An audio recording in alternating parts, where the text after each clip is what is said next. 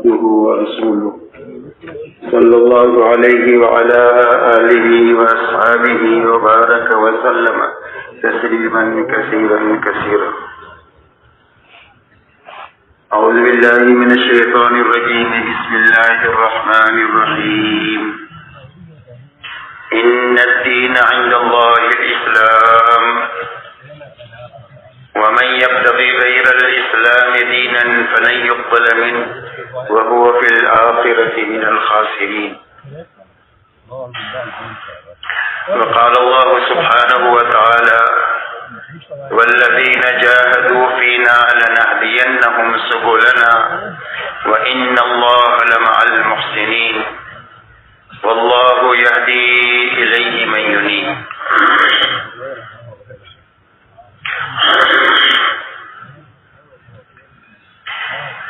میرے محترم بزرگوں دوستو، بات کے شروع ہونے سے پہلے چند باتیں اچھی طرح ہم ذہن نشین کر لیں تاکہ ساری مجالس میں بیٹھنے کا پورا نفع ہمیں ملے. سب سے پہلی بات تو یہ ہے کہ ہر ساتھی یہ نیت کرے کہ ہر مجلس میں شروع سے لے کر آخر تک رہیں گے تاکہ پوری بات سنیں، پوری بات سمجھیں. جب پوری بات سنیں گے اور پوری بات سمجھیں گے تو ہی عمل پورا کر سکیں گے، اور جب عمل پورا ہوگا تو اس کا نفع پورا ہوگا. ادھورے عمل پر کبھی کام کا پورا نفع نہیں ملتا. اس لیے ہر مجلس میں شروع سے لے کر آخر تک رہنا، اس لیے کہ ہر مجلس کا ایک رنگ ہے اور ہر مجلس سے ایک کام متعلق ہے. جب اجتماع پورا ہوگا تو ساری مجالس مل کر کام کی ایک مضبوط شکل ہماری ذہنوں میں اور ہماری زندگیوں میں قائم ہوگی، اور اس مضبوط شکل کو اپنانے کے نتیجے میں کام کا پورا نفع ہمیں بھی ملے گا اور ہمارے راستے سے عالم کو بھی ملے گا. اس لیے ہر مجلس میں شروع سے لے کر آخر تک رہنا. دوسری بات میرے دوستو یہ ہے کہ ہر مجلس میں پوری بات کو جاگ کر سننا، اس لیے کہ آنکھیں بند ہو گئی تو کان بند ہو گئے. مجلس میں ہونے کے باوجود بھی کوئی بات دل تک جائے گی نہیں، اور جب بات دل تک نہیں جائے گی تو زندگی کی رخ کو صحیح نہیں کرے گی. معلومات سے زندگی نہیں بنتی ہے. زندگی اس وقت میں بنتی ہے جب بات کانوں کے راستے سے دل تک پہنچ جاتی ہے. اور اللہ نے دین کی بات میں بڑی طاقت رکھی ہے زندگیوں کی تبدیلی کی. کتابوں میں واقع آتا ہے کہ ڈکیتی کی حالت میں ایک گھر پر ڈکیتی کی کوشش ہو رہی ہے اور گھر کے اندر سے آواز آئی قرآن پاک کے پڑھنے کی، أَلَمْ يَعْنِ لِلَّذِينَ آمَنُوا أَن تَخْشَعَ قُلُوبُهُمْ لِذِكْرِ اللَّهِ. کیا ایمان والوں کے لیے وقت آیا نہیں ہے کہ ان کے دل اللہ کے لیے ڈر جائیں؟ بس اس بات کا کانوں کے راستے سے دل تک کیا پہنچنا تھا کہ فوراً زبان سے ہی نکلا آ گیا اور اپنی ساری چوری چکاری کے سامان کو توڑ پھوڑ کر پورا مجمع بیت اللہ پہنچ کے فوراً زبان سے ہی نکلا آ گیا اور اپنی ساری چوری چکاری کے سامان کو توڑ پھوڑ کر پورا مجمع بیت اللہ پہنچا اور سچی پکی توبہ کر کے بہت بڑے اللہ والے بن کر دنیا سے گئے. یہ دین کی بات کا اثر ہے، لیکن اثر اس وقت میں ہوگا جب یہ دل تک پہنچے گی. تو دل تک بات کے پہنچنے کے لیے ضروری ہے کہ بات کو جاگ کر سننا. آنکھیں کھلی ہے تو کان کھلے ہیں، آنکھیں بند ہوئی تو کان بند ہو گئی. اور جاگ کر سننے کا آسان راستہ یہ ہے کہ آنکھیں بند نہیں کرنا، نیچے نہیں دیکھنا، گھٹنوں میں ہاتھ نہیں ڈالنا، ٹیکا نہیں لگانا. یہ ساری سونے کی نیتیں ہوتی ہے. جب یہ کام آدمی کر لیتا ہے تو نیند آ ہی جاتی ہے. سونے کی نیت کر لیا تو اس سے نیند آ جائے گی. ان ساری چیزوں سے بچتے ہوئے بات کرنے والے کی طرف ہی دیکھتے رہنا. میں آپ کو دیکھ رہا ہوں, آپ مجھے دیکھیں, نہ نیچے دیکھیں نہ آنکھیں بند کریں. اسی کے ساتھ میں پوری بات کو دھیان اور توجہ سے سنیں. اس لیے کہ جب دھیان اور توجہ اور ارادے سے بات سنیں گے تو اللہ تعالیٰ بات کے سننے کا حق ادا کرنے کے نتیجے میں عمل کی توفیق دیں گے. اس لیے دل بھی یہاں ہو, دل دماغ بھی یہاں ہو اور جسم بھی یہاں ہو. جسم یہاں ہے, دل دماغ ادھر ادھر ہے, تو کانوں تک آواز آئے گی, ٹکرا کر واپس چلی جائے گی. اور جسم کے ساتھ دل دماغ یہاں ہے تو کانوں کے راستے سے بات دل تک پہنچ جائے گی. اس لیے دھیان سے, توجہ سے, ارادے سے بات کو سننا, عمل کی نیت سے سننا کہ جو بات سنی جائے گی ساری مجالس میں ان باتوں پر پوری طریقے سے عمل کرنے کی کوشش کریں گے. اس لیے کہ اللہ کی طرف سے جو داد و دہیش کا نظام ہے وہ آدمی کی نیت ہے. اللہ کی طرف سے 2 قاعدے کلیہ ہے. وَإِنَّمَا لِكُلِّ امْرِئٍ مَّا نَوَىٰ وَلَيْسَ لِلْإِنسَانِ إِلَّا مَا سَعَىٰ. فرمایا ہر آدمی کو اس کی کوشش کا صلہ اور بدلہ ملے گا. وَأَنَّ سَعْيَهُ سَوْفَ يُرَىٰ. ہر آدمی کی کوشش دیکھی جائے گی, کوشش صحیح ہے یا غلط ہے. تو ایک تو کوشش پر ملے گا, یہ قاعدہ کلیہ ہے. دوسرا قاعدہ کلیہ ہے وَإِنَّمَا لِكُلِّ امْرِئٍ مَّا نَوَىٰ. ہر آدمی کو وہ چیز ملے گی جس کی اس نے نیت کیا. اگر آپ نے عمل کی نیت کیا ہے تو اللہ عمل کی توفیق دیں گے. جی چاہے تو بھی, نہ چاہے تو بھی, حالات سازگار ہو نہ سازگار ہو, ماحول مناسب ہو نہ مناسب ہو, ہر حال میں اللہ عمل کی توفیق دیں گے عمل کی نیت کرنے کی وجہ سے. اس لیے بات کو عمل کی نیت سے سننا. عمل کی نیت سے بات کے سننے کا نفع یہ ہے کہ وہ بات محفوظ ہو جائے گی, ضائع نہیں ہوگی اور عمل کے وقت میں یاد آئے گی. کچھ باتیں وہ ہوتی ہے جو ابھی اس مجلس سے متعلق ہوتی ہے تو ابھی عمل میں آ جائے گی. کچھ باتیں وہ ہیں کہ جو زندگی میں دوسری جگہ پر سے متعلق ہے, کہ کاروبار سے متعلق ہے. تو جب آپ کاروبار میں بیٹھو گے تو بات آپ کو یاد آئے گی کہ اس کاروبار میں مجھے یہ کرنا ہے, ہم نے یہ بات فلانی جگہ سنی تھی. تو عمل کا نفع یہ ہوگا کہ بات ضائع نہیں ہوگی, بات محفوظ ہو جائے گی. جیسے ایک آدمی کا مہمان آیا تو میزبان نے اپنے باورچی سے کہا کہ میرا یہ خاص دوست ہے, اس کے لیے 10 قسم کے کھانے تم کو تیار کرنے ہیں. اور اس نے 10 قسم کے کھانے گنائے. اگر پاس میں بیٹھے والے آدمی سے پوچھے کہ میں نے کیا پکانے کے لیے کہا تو وہ نہیں بتا سکے گا, لیکن باورچی بتا دے گا کہ آپ نے یہ بنانے کے لیے کہا.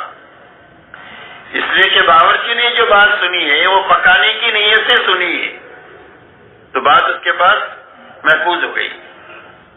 تو عمل کی نیت سے سننے کی وجہ سے پورے اجتماع میں جتنی باتیں ہمارے دل دماغ پر پہنچے گی وہ محفوظ ہوتی چلی جائے گی اور زندگی میں وقت پر عمل کے راستے سے نکھار لاتی چلی جائے گی.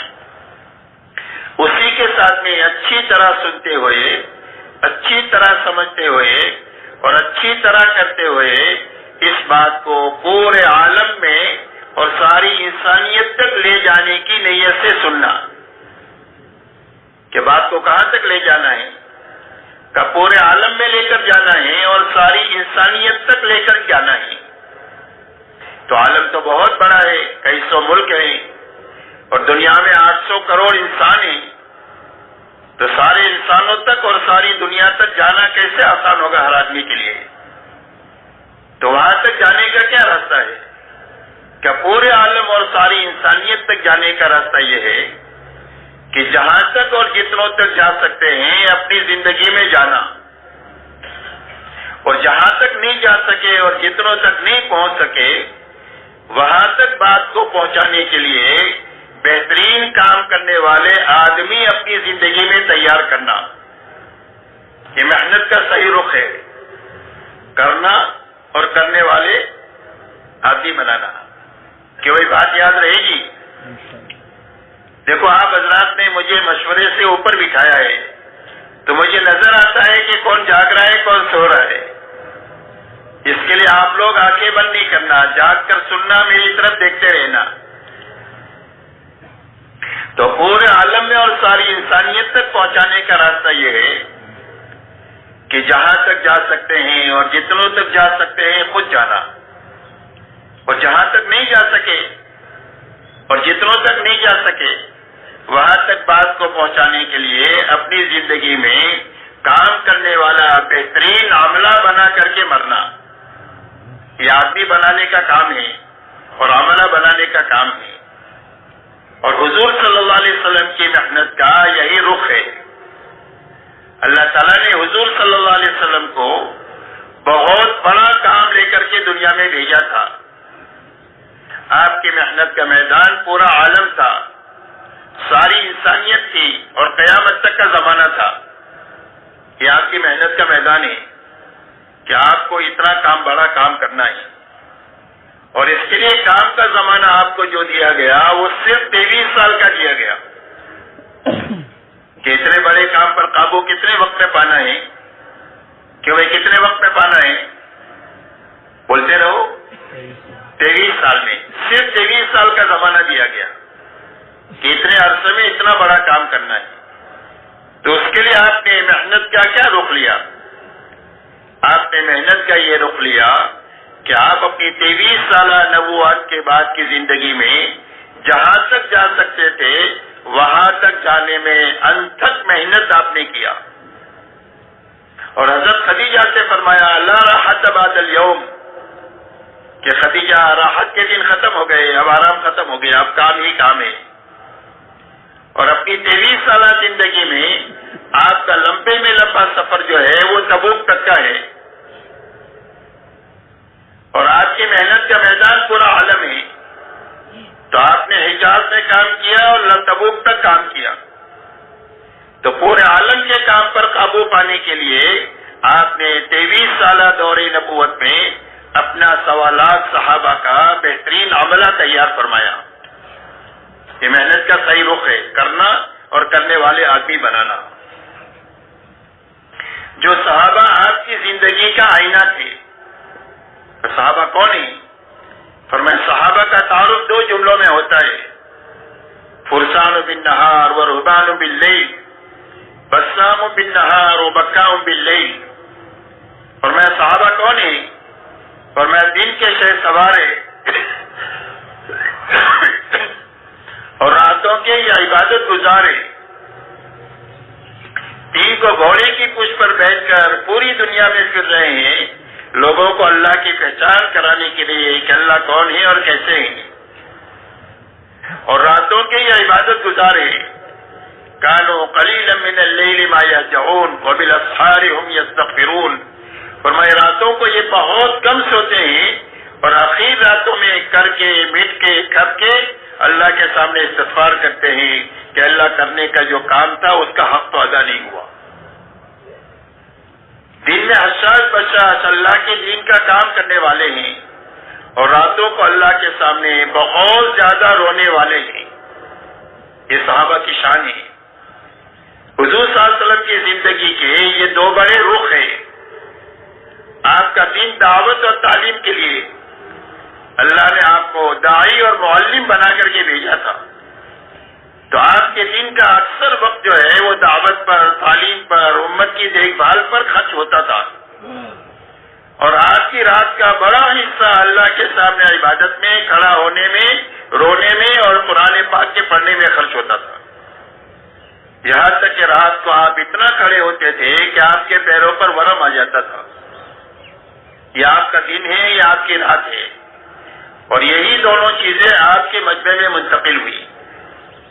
اس لیے میرے دوستو، کام کا صحیح رخ یہ ہے کہ کام کو اچھی طرح سننا، اچھی طرح سمجھنا، اچھی طرح کرنا اور اچھی طرح کرتے ہوئے کام کرنے والے بہترین آدمی اور عملہ بنا کر کے مرنا اور جینا.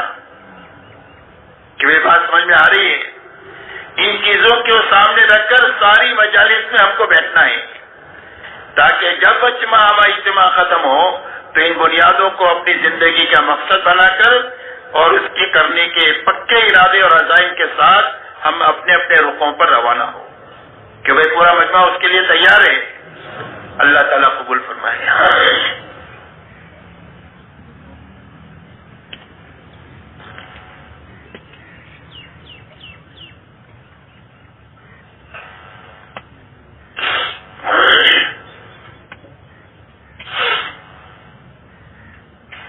میرے محترم بزرگوں دوستو، سمجھنے کی بات یہ ہے کہ ہماری تمام تر محنت اپنی زندگی میں اور پوری امت میں پورا دین لانے کی محنت ہے. اس لیے کہ محنت کسی مقصد کے لیے ہوتی ہے. تجارت جو ہے یہ کمائی کے لیے ہوتی ہے، تجارت کے لیے نہیں ہوتی. زراعت جو ہے وہ اناج کے لیے ہوتی ہے، غذا کے لیے ہوتی ہے، کھیتی کے لیے نہیں ہوتی. ملازمت تنخواہ کے لیے ہوتی ہے، ملازمت کے لیے نہیں ہوتی. ایسا ہی ہماری محنت میں جتنے رخ ہے، چاہے اجتماع کا رخ ہو، چاہے باہر کی محنت کا رخ ہو، چاہے مقامی محنت کا رخ ہو، چاہے انفرادی اعمال ہو، چاہے ہمارے اجتماعی اعمال ہو، ہماری محنت کے یہ سارے رخ اپنی زندگی میں اور پوری امت میں پورا دین لانے کے لیے ہے.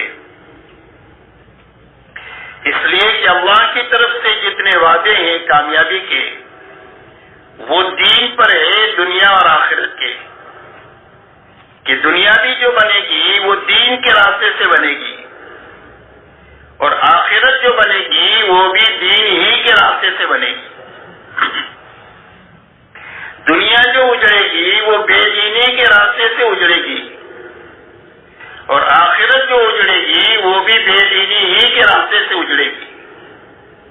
آخرت کے بننے کا راستہ اور دنیا کے بننے کا راستہ دین ہے اور دنیا اور آخرت کے اجڑنے کا راستہ بے دینی ہے. یہ پکی سچی باتیں ہیں، اس کے خلاف کوئی بات ہو نہیں سکتی.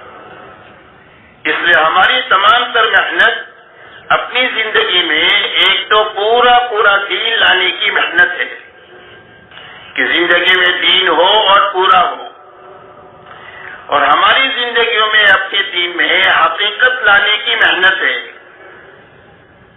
اس لیے کہ عمل ہے، اس کی شکل ہے، اس میں حقیقت نہیں ہے. تو اللہ کا وعدہ شکل کے ساتھ پورا نہیں ہوگا، اللہ کا وعدہ حقیقت کے ساتھ پورا ہوگا. فرمائے نماز 2 رکعت اچھی پڑھی تو 7 آسمان کے اوپر سے مدد اتروا دے گی، اور سینکڑوں رکعتیں پڑھی لیکن ایسی پڑھی کہ پرانے کپڑے میں لپیٹ کر اس کے منہ پر مار دی گئی تو اس پر اس کی روٹی کا مسئلہ بھی حل نہیں ہوگا. روزہ رکھا تو یہ ڈھال ہے اور اس کا بدلہ اللہ ہے. روزہ ایسا رکھا کہ فرمایا اس کو بھوک اور پیاس کے سوا کچھ بھی نہیں ملے گا، صرف بھوکا رہا اور کچھ بھی نہیں ملا اس میں. یہ اس کی شکل ہے، اس کی حقیقت ہے. ایسے ہی ہماری دین کے ہر عمل میں عمل پورا بھی ہو اور اس میں حقیقت ہو، اس کی محنت دعوت اور تبلیغ کے راستے سے ہو رہی ہے. اس لیے کہ دنیا اور آخرت کے جتنے وعدے ہیں وہ اللہ کی طرف سے دین کے اوپر ہے. اسی لیے فرمایا من عمل صالحا من ذکر او انثى وهو مؤمن فلنحيينه حياة طيبة وَلَنَجْزِيَنَّهُمْ أَجْرَهُمْ بِأَحْسَنِ مَا كَانُوا يَعْمَلُونَ. اللہ جل شانہ فرماتے ہیں جو بھی ایک عمل کرے چاہے مرد ہو یا عورت ہو ایمان کی حالت میں اور یقین کے ساتھ تو اس کا پہلا نفع یہ ہوگا کہ اللہ اس کو پاکیزہ زندگی عطا فرمائیں گے. پاکیزہ زندگی کا تعلق دنیا سے ہے کہ دین کے کمال کی وجہ سے اور حقیقت کی وجہ سے ایمان کے ساتھ کرنے کے نتیجے میں اس کا پہلا نفع یہ ہوگا کہ اللہ دنیا کی زندگی کو پاکیزہ زندگی بنا دیں گے. تو پاکیزہ زندگی کس کو کہتے ہیں؟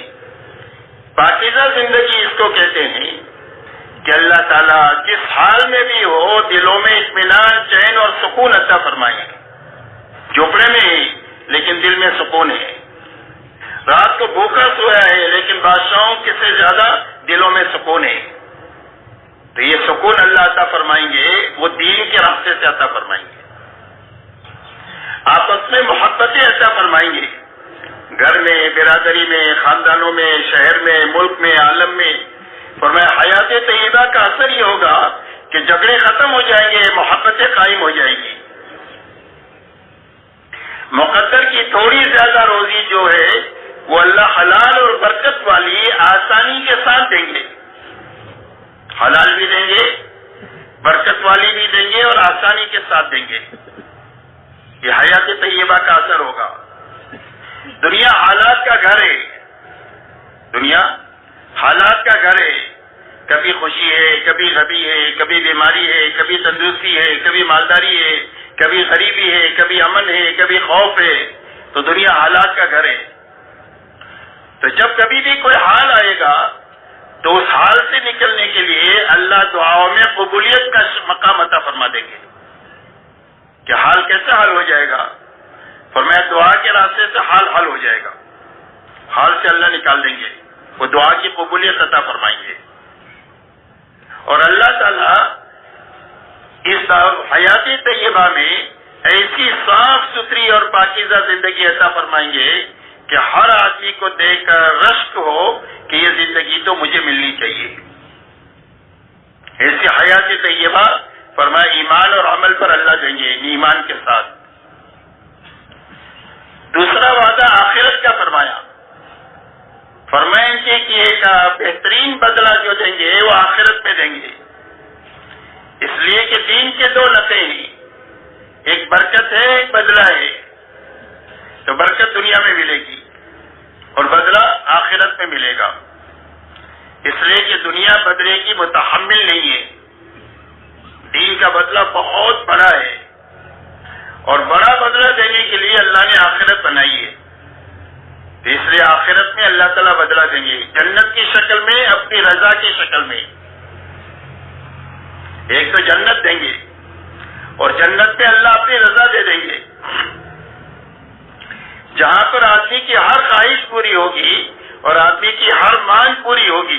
مختصر الفاظ یہ سمجھے، وَلَكُمْ فِيهَا مَا تَشْتَهِي أَنفُسُكُمْ وَلَكُمْ فِيهَا مَا تَدَّعُونَ. تمہارے لیے جنت میں وہ ہے جو تمہارا جی چاہے، ہر چاہت پوری ہو جائے گی اور جو مانگو گے وہ مانگ پوری ہو جائے گی. تو ایسی کامیابی جنت کی شکل میں اللہ دیں گے آخرت میں، دین پر اور پورے دین پر. اور آخر میں اللہ رضا دیں گے جنت کی نعمت دینے کے بعد، اور فرما دیں گے کہ میرے بندو میں تم سے راضی ہو گیا ہوں، اب کبھی تم سے ناراض نہیں ہوں گا. اب اللہ کی رضا کی وجہ سے یہ خرچہ ختم ہو جائے گا کہ کبھی ناراض ہو کر اللہ جنت سے نکال نہ دے. اس لیے کہ اللہ جب کسی سے ایک مرتبہ راضی ہو جاتے ہیں تو پھر کبھی اس سے ناراض نہیں ہوتے ہیں. تو یہ بڑی بڑی نعمتیں جو ملے گی وہ آخرت میں دین کے راستے سے ملے گی. اس لیے اللہ تعالیٰ کی طرف سے جتنے وعدے دنیا اور آخرت کی بھلائی کے ہیں وہ دین پر ہے. اسی لیے فرمایا ان الذین آمنوا وعملوا الصالحات سيجعل لهم الرحمن ودا. فرمایا جو ایمان لائے اور نیک عمل کیے اس کا اثر دنیا میں کیا ہوگا؟ فرمایا اللہ ان کے لیے محبتیں دنیا میں پیدا کر دیں گے کہ اپنے اور پرائے سارے ان سے محبت کریں گے، کوئی ان سے نفرت نہیں کر سکتا. یہ محبت کا اثر ہے ایمان اور عمل کا. یہ وعدہ اللہ کی طرف سے کہ دنیا میں اللہ ان کی محبتیں لوگوں کے دلوں میں پیدا فرما دیں گے. اللہ تعالیٰ نے فرمایا وَلِلَّهِ الْعِزَّةُ وَلِرَسُولِهِ وَلِلْمُؤْمِنِينَ وَلَكِنَّ الْمُنَافِقِينَ لَا يَعْلَمُونَ. فرمایا عزت اللہ کے خزانے میں ہے، نبی کے راستے سے آتی ہے اور ایمان والوں کے لیے آتی ہے، دنیا میں عزت کا حق ایمان والوں کے لیے ہے. ایمان والوں کو ایمان کی بنیاد پر اللہ عزت دیں گے. لا تہینوا ولا تحزنوا وانتم الاعلون ان کنتم مؤمنین. فرمایا گھبرانے کی اور غم کرنے کی بات نہیں ہے. دنیا میں سربلندی تمہارا ہی حق ہے اگر تم مومن ہوئے. ایمان پر اللہ دنیا میں سربلندی کا مقام عطا فرمائیں گے. اللہ اپنی مدد ساتھ فرمائیں گے دنیا میں بھی اور آخرت میں بھی. انا لننصر رسلنا والذین آمنوا فی الحیات الدنیا ویوم یقوم الاشہاد. اللہ فرماتے ہم اپنے نبیوں کی مدد کرتے رہیں گے اور ایمان والوں کی مدد کرتے رہیں گے دنیا کی زندگی میں بھی اور قیامت کے دن بھی ہماری مدد ان کے ساتھ چلے گی. وعد اللہ الذین آمنوا منکم وعملوا الصالحات لیستخلفنہم فی الارض الی آخر الآیہ. اللہ جل شانہ فرماتے ہیں اللہ وعدہ کرتے ہیں ایمان والوں سے اور نیک عمل کرنے والوں سے کہ ان کو دنیا کے سیاہ اور سفید کا مالک بنائیں گے. ان کے ہاتھوں دنیا میں حق کو زندہ کر لیں گے اور حق کے زندہ کرنے کی وہ محنت ان کے ہاتھوں سے لیں گے جو اللہ نبیوں سے لیتے ہیں. فرمایا وہ محنت ہم ان سے لیں گے اور جیسے پہلے لوگوں سے کام لیا ان سے کام لیں گے اور ان کے لیے جس دین کو پسند کیا ہے اس کی کمزوری کو ختم کر کے اس کو قوت عطا فرما دیں گے کہ دین کا راج ان کی انفرادی زندگیوں پر بھی ہوگا, ان کی اجتماعی زندگیوں میں بھی دین کا راج ہوگا, ان کی سیاسی زندگیوں پر بھی دین کا راج ہوگا اور ان کی معاشرتی زندگیوں پر بھی دین کا راج ہوگا. دین کو ایسی قوت عطا فرمائیں گے کہ ہر شعبے پر دین کی چلے گی اور ہر شعبہ اس کی ماتحتی میں چلے گا. اور فرمایا کہ ان کے خوف و ہراس کو ہم عمل سے بدل دیں گے. ایمان والا خوف کے ساتھ نہیں جی سکتا. فرمایا ہم ان کے خوف اور ہراس کو امن سے بدل دیں گے. اسی لیے فرمایا الذین آمنوا ولم یلبسوا ایمانہم بظلم فاولئک لهم الامن. فرمایا جو ایمان لائے اور اپنے ایمان میں شرک کی ملاوٹ نہیں کیا, ظلم کی ملاوٹ نہیں کیا, تو فرمایا امن ان کا حق ہے, دنیا میں امن کے ساتھ رہیں گے, یہ کبھی خوف اور ہراس کے ساتھ نہیں رہ سکتے. اس لیے کہ دنیا میں امن ایمان کے راستے میں آئے گا اور دنیا میں سلامتی اسلام کے راستے سے آئے گی. یہ میرے دوستو اللہ کی طرف سے ہر عمل پر وعدہ ہے, ہر عمل کا وعدہ, دنیا کا وعدہ بھی آخرت کا وعدہ بھی.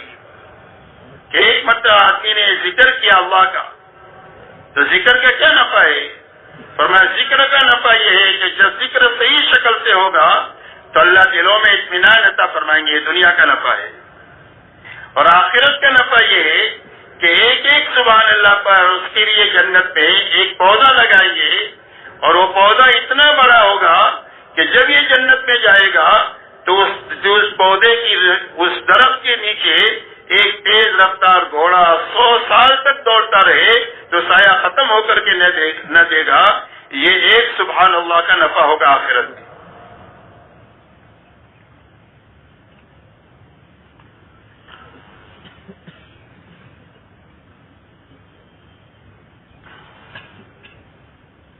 ایک آدمی نے زکات پوری نکالی تو فرمایا اس کا کیا نفع ہوگا؟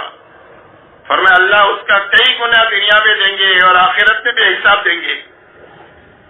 لیکن دنیا میں کیا نفع ہوگا؟ فرمایا اس کا مال محفوظ ہو جائے گا, کوئی چور چوری نہیں کر سکتا, کوئی ڈاکو ڈکیتی نہیں ڈال سکتا اور کوئی پانی ہلاک نہیں کر سکتا, کوئی بجلی اس کے مال کو جلا نہیں سکتی. مال محفوظ ہو گیا زکات کے دینے کی وجہ سے. اور فرمایا اس کا مال روز بڑھے گا زکات کی وجہ سے, مال کی زکات دینے کی وجہ سے روز مال بڑھے گا. فرمایا مال کے بڑھانے کا گر وہ لوگ جانتے ہیں جو ایک ایک پائی کا حساب دیتے ہیں زکات کا. اس لیے میرے دوستو دین کا نفع دنیا کا بھی ہے آخرت کا بھی ہے. شرط یہ ہے کہ دین پورا ہو, اپنی حقیقت کے ساتھ ہو. ایسی جس طرح اللہ کی طرف سے وعدے ہیں ایسا ہی بے دینی پر وعیدے ہیں کہ اگر زندگی میں دین نہیں آیا تو بے دینی کی نحوست دنیا میں ہوگی اور اس کا وبال آخرت میں ہوگا. اسی لیے فرمایا وَمَنْ أَعْرَضَ عَنْ ذِكْرِي فَإِنَّ لَهُ مَعِيشَةً ضَنْكًا وَنَحْشُرُهُ يَوْمَ الْقِيَامَةِ أَعْمَى قال رب لما حشرتني أعمى وقد كنت بصيرا قال كذلك أتتك آياتنا فنسيتها وكذلك اليوم تنسى. اللہ جل شانہ فرماتے ہیں جو ہماری ذکر سے اور ہماری اطاعت سے اور ہماری فرما برداری سے منہ موڑے اور اپنی من مانی اور بنچاہی زندگی گزارے، اللہ فرماتے ہیں ہم اس کی زندگی کو تنگ کر دیں گے. یہ اس کی نحوست ہے دنیا میں بے دینی کی کہ وسائل خوب ہوں گے اور راحتوں کے اسباب بہت ہوں گے، لیکن پریشانیاں اتنی ہوگی کہ آدمی جینے کے بجائے مرنے کو پسند کرے گا. آپ دیکھ لو دنیا میں خودکشی جو لوگ کرتے ہیں اکثر بھوکے لوگ نہیں کرتے ہیں، وہ لوگ کرتے ہیں جن کے پاس بہت وسائل ہیں، کھانے پینے کے، رہنے سہنے کے، سواریوں کے، سارے عیش و آرام کے وسائل ہیں، لیکن اللہ نے زندگی کو تنگ کر دیا بے دینی کی نحوست کی وجہ سے اور اللہ کے ساتھ سرکشی کی نحوست کی وجہ سے، جس کی وجہ سے جینے کے بجائے مرنے کو پسند کرتا ہے. حالانکہ اس کو معلوم نہیں ہے کہ اس موت کے بعد جو مسائل شروع ہونے والے ہیں وہ اتنے بڑے مسائل ہیں گے کہ دنیا کے مسائل اس کے سامنے ایک ذرے کی حیثیت نہیں رکھتے. لیکن آدمی حل سمجھتا ہے مرنے میں، حالانکہ مسائل کا وہ سمندر شروع ہوگا کہ آدمی روئے گا روئے گا، آنسو ختم ہو جائیں گے تو خون روئے گا، خون ختم ہو جائے گا، اس کے بعد پیپ روئے گا اور اس کے بعد اتنا روئے گا کہ اس کے آنسوؤں میں کشتیاں چلے گی، لیکن اللہ کو کوئی ترس اور پیار نہیں آئے گا. اتنی بڑی تباہی کے ساتھ میں اس کی آخرت اجڑے گی جو اللہ کے دین سے اعراض کر کے زندگی گزارے گا. دنیا تنگ ہو جائے گی اور قیامت کے دن اللہ اس کو اندھا اٹھائیں گے. وہ کہے گا اللہ میں تو گینا تھا دنیا میں، مجھے اندھا کیوں اٹھایا؟ اللہ فرمائیں گے کہ ہماری آیتیں اور نشانیاں تمہارے پاس آئی، تم نے اس کو بھلا دیا، آج کے دن تم کو بھلا دیا جائے گا. کوئی سنوائی نہیں ہوگی، اللہ کو پکارے گا، اللہ کی طرف سے جواب ملے گا ارسوا فیہا ولا تکلمون، ذلت کے ساتھ پڑے رہو، ہم سے بات مت کرو. اس لیے میرے محترم بزرگوں دوستو، بنیادی بات یہ سمجھنے کی ہے کہ ہماری تمام تر محنت اپنی زندگیوں میں اور پوری امت کی زندگی میں پورا دین اپنی حقیقت کے ساتھ لانے کی محنت ہے. اس لیے کہ دین پورا ہوگا تو اللہ کی تائید اور مدد ساتھ ہوگی، اور جب دین ادھورا ہوگا تو دنیا میں نقد مصیبتیں آئیں گی. اسی لیے فرمایا ظہر الفساد فی البر والبحر بما کسبت ایدی الناس لیذیقہم بعض الذی عملوا لعلہم یرجعون. فرمایا خشکی اور تری میں ناگواری کے حالات پیدا ہو گئے آدمیوں کے غلط کاموں کی وجہ سے، تاکہ اللہ ان کے بعض غلطیوں کا مزہ چکھاوے. اور اللہ کی طرف سے حالات بھی آتے ہیں بطور رحمت آتے ہیں تاکہ ان حالات سے متاثر ہو کر آدمی اللہ کی طرف رجوع کرے. فرمایا ما اصابکم من مصیبت فبما کسبت ایدیکم ویعفو عن کثیر. فرمایا جو مصیبت بھی تمہارے پاس آ رہی ہے تمہارے غلط کاموں کی وجہ سے آ رہی ہے، اور بہت ساری غلطیاں تو وہ ہے جو اللہ تعالیٰ معاف فرما دیتے ہیں. فرمایا وَلَنُذِيقَنَّهُم مِّنَ الْعَذَابِ الْأَدْنَىٰ دُونَ الْعَذَابِ الْأَكْبَرِ لَعَلَّهُمْ يَرْجِعُونَ. فرمایا بڑے عذاب سے پہلے جو موت سے شروع ہوگا، دنیا میں چھوٹے چھوٹے عذابات اور حالات ہم انسانوں پر بھیجتے ہیں تاکہ یہ اللہ کی طرف رجوع کرے. اس لیے مدد آئے گی پورے دین پر اور حالات آئیں گے ادھورے دین پر. اس لیے محنت اس بات کی ہے کہ ہماری زندگی میں پورا دین اپنی حقیقت کے ساتھ میں آئے. ادھورا دین کیا ہے اور پورا دین کیا ہے؟ میرے دوستو، اللہ کی طرف سے دو لائن کے احکامات ہیں. ایک کرنے کے لائن کے احکامات ہے اور ایک بچنے کے لائن کے احکامات ہے.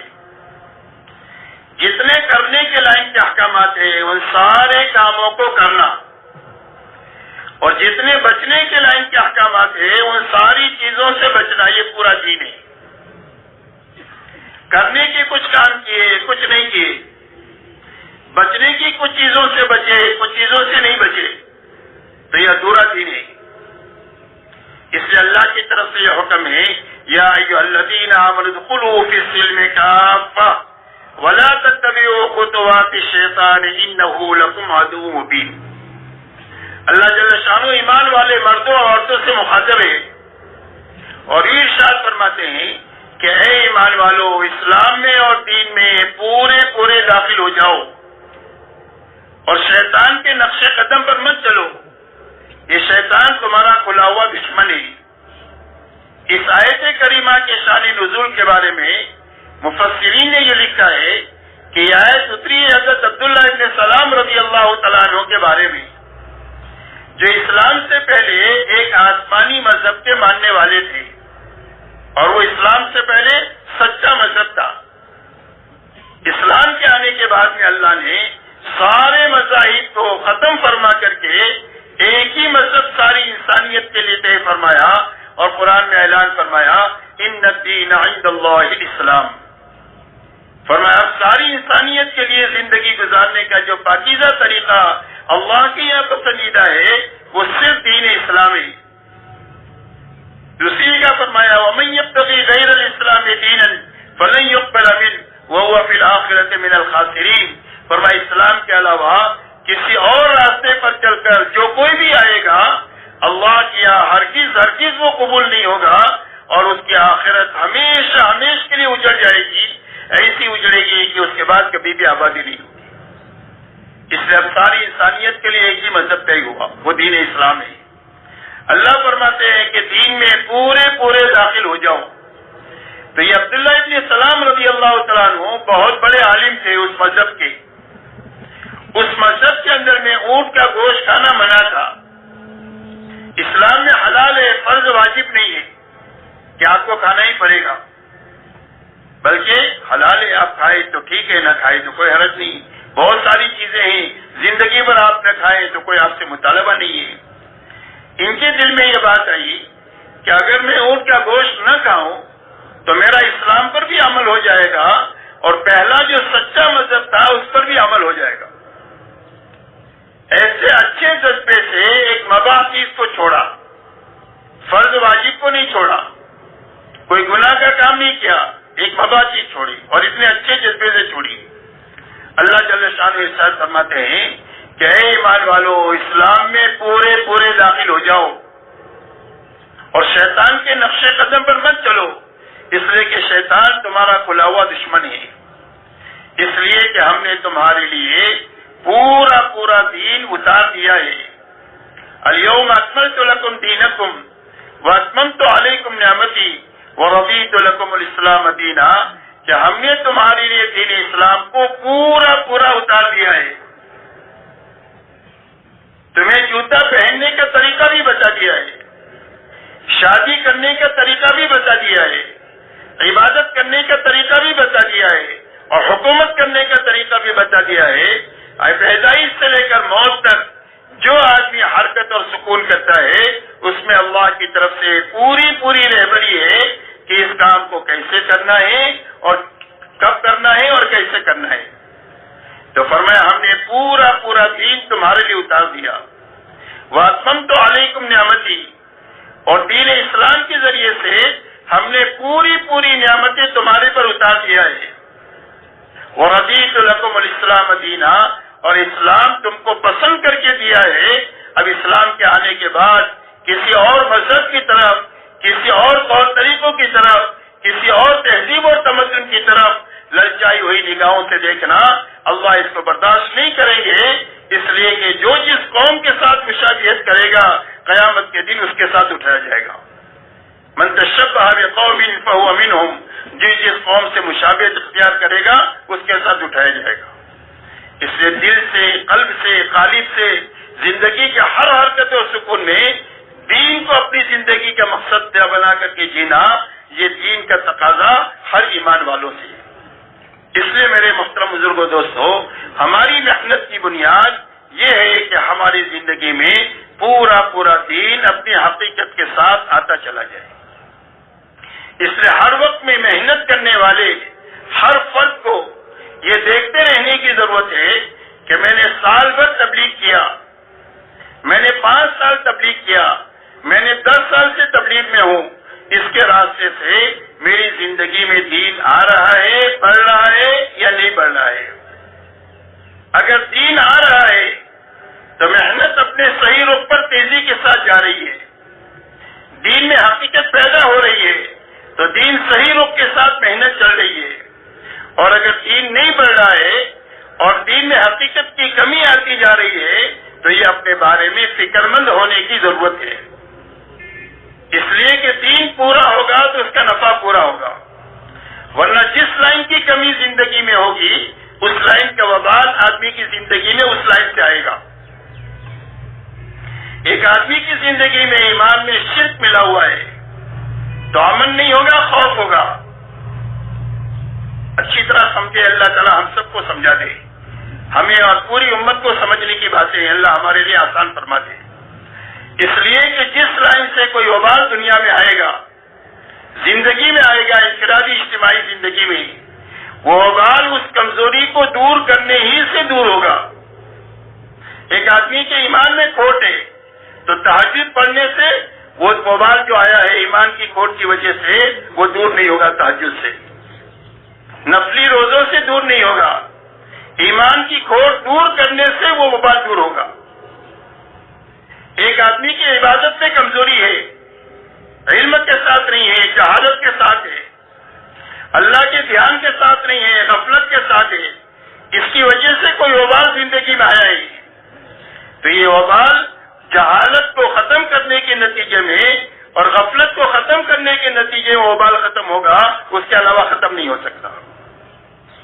ایک آدمی کی زندگی میں معاشرت کے لائن کی کمزوری ہے، ماں باپ کو ناراض کر کے رکھا ہوا ہے، اس کی وجہ سے وبال ہے زندگی میں، تو وبال ماں باپ کو راضی کے بغیر دور نہیں ہوگا، یاد رکھیں۔ کتنا بھی تبلیغ کریں گے تو وبال دور نہیں ہوگا جب تک ماں باپ کو راضی نہیں کریں گے۔ حضور صلی اللہ علیہ وسلم کے زمانے میں ایک صحابی نوجوان کے انتقال کا وقت ہوا، ان کو کلمے کی تلقین کی جا رہی ہے، زبان سے کلمہ نہیں نکل رہا۔ حضور صلی اللہ علیہ وسلم کو اطلاع دی گئی، آپ تشریف لائے، تحقیق حال کیا تو پتا چلا کہ ان کی ماں کو ناراضگی ہے، اور ناراضگی کی وجہ کیا ہے؟ فرمایا زبان میں تھوڑی سی تیزی ہے، جو تیزی ماں کے دل کو دکھا رہی ہے، تو اس کا اثر ہی ہو رہا ہے کہ موت کے وقت میں زبان سے کلمہ نہیں نکل رہا ہے۔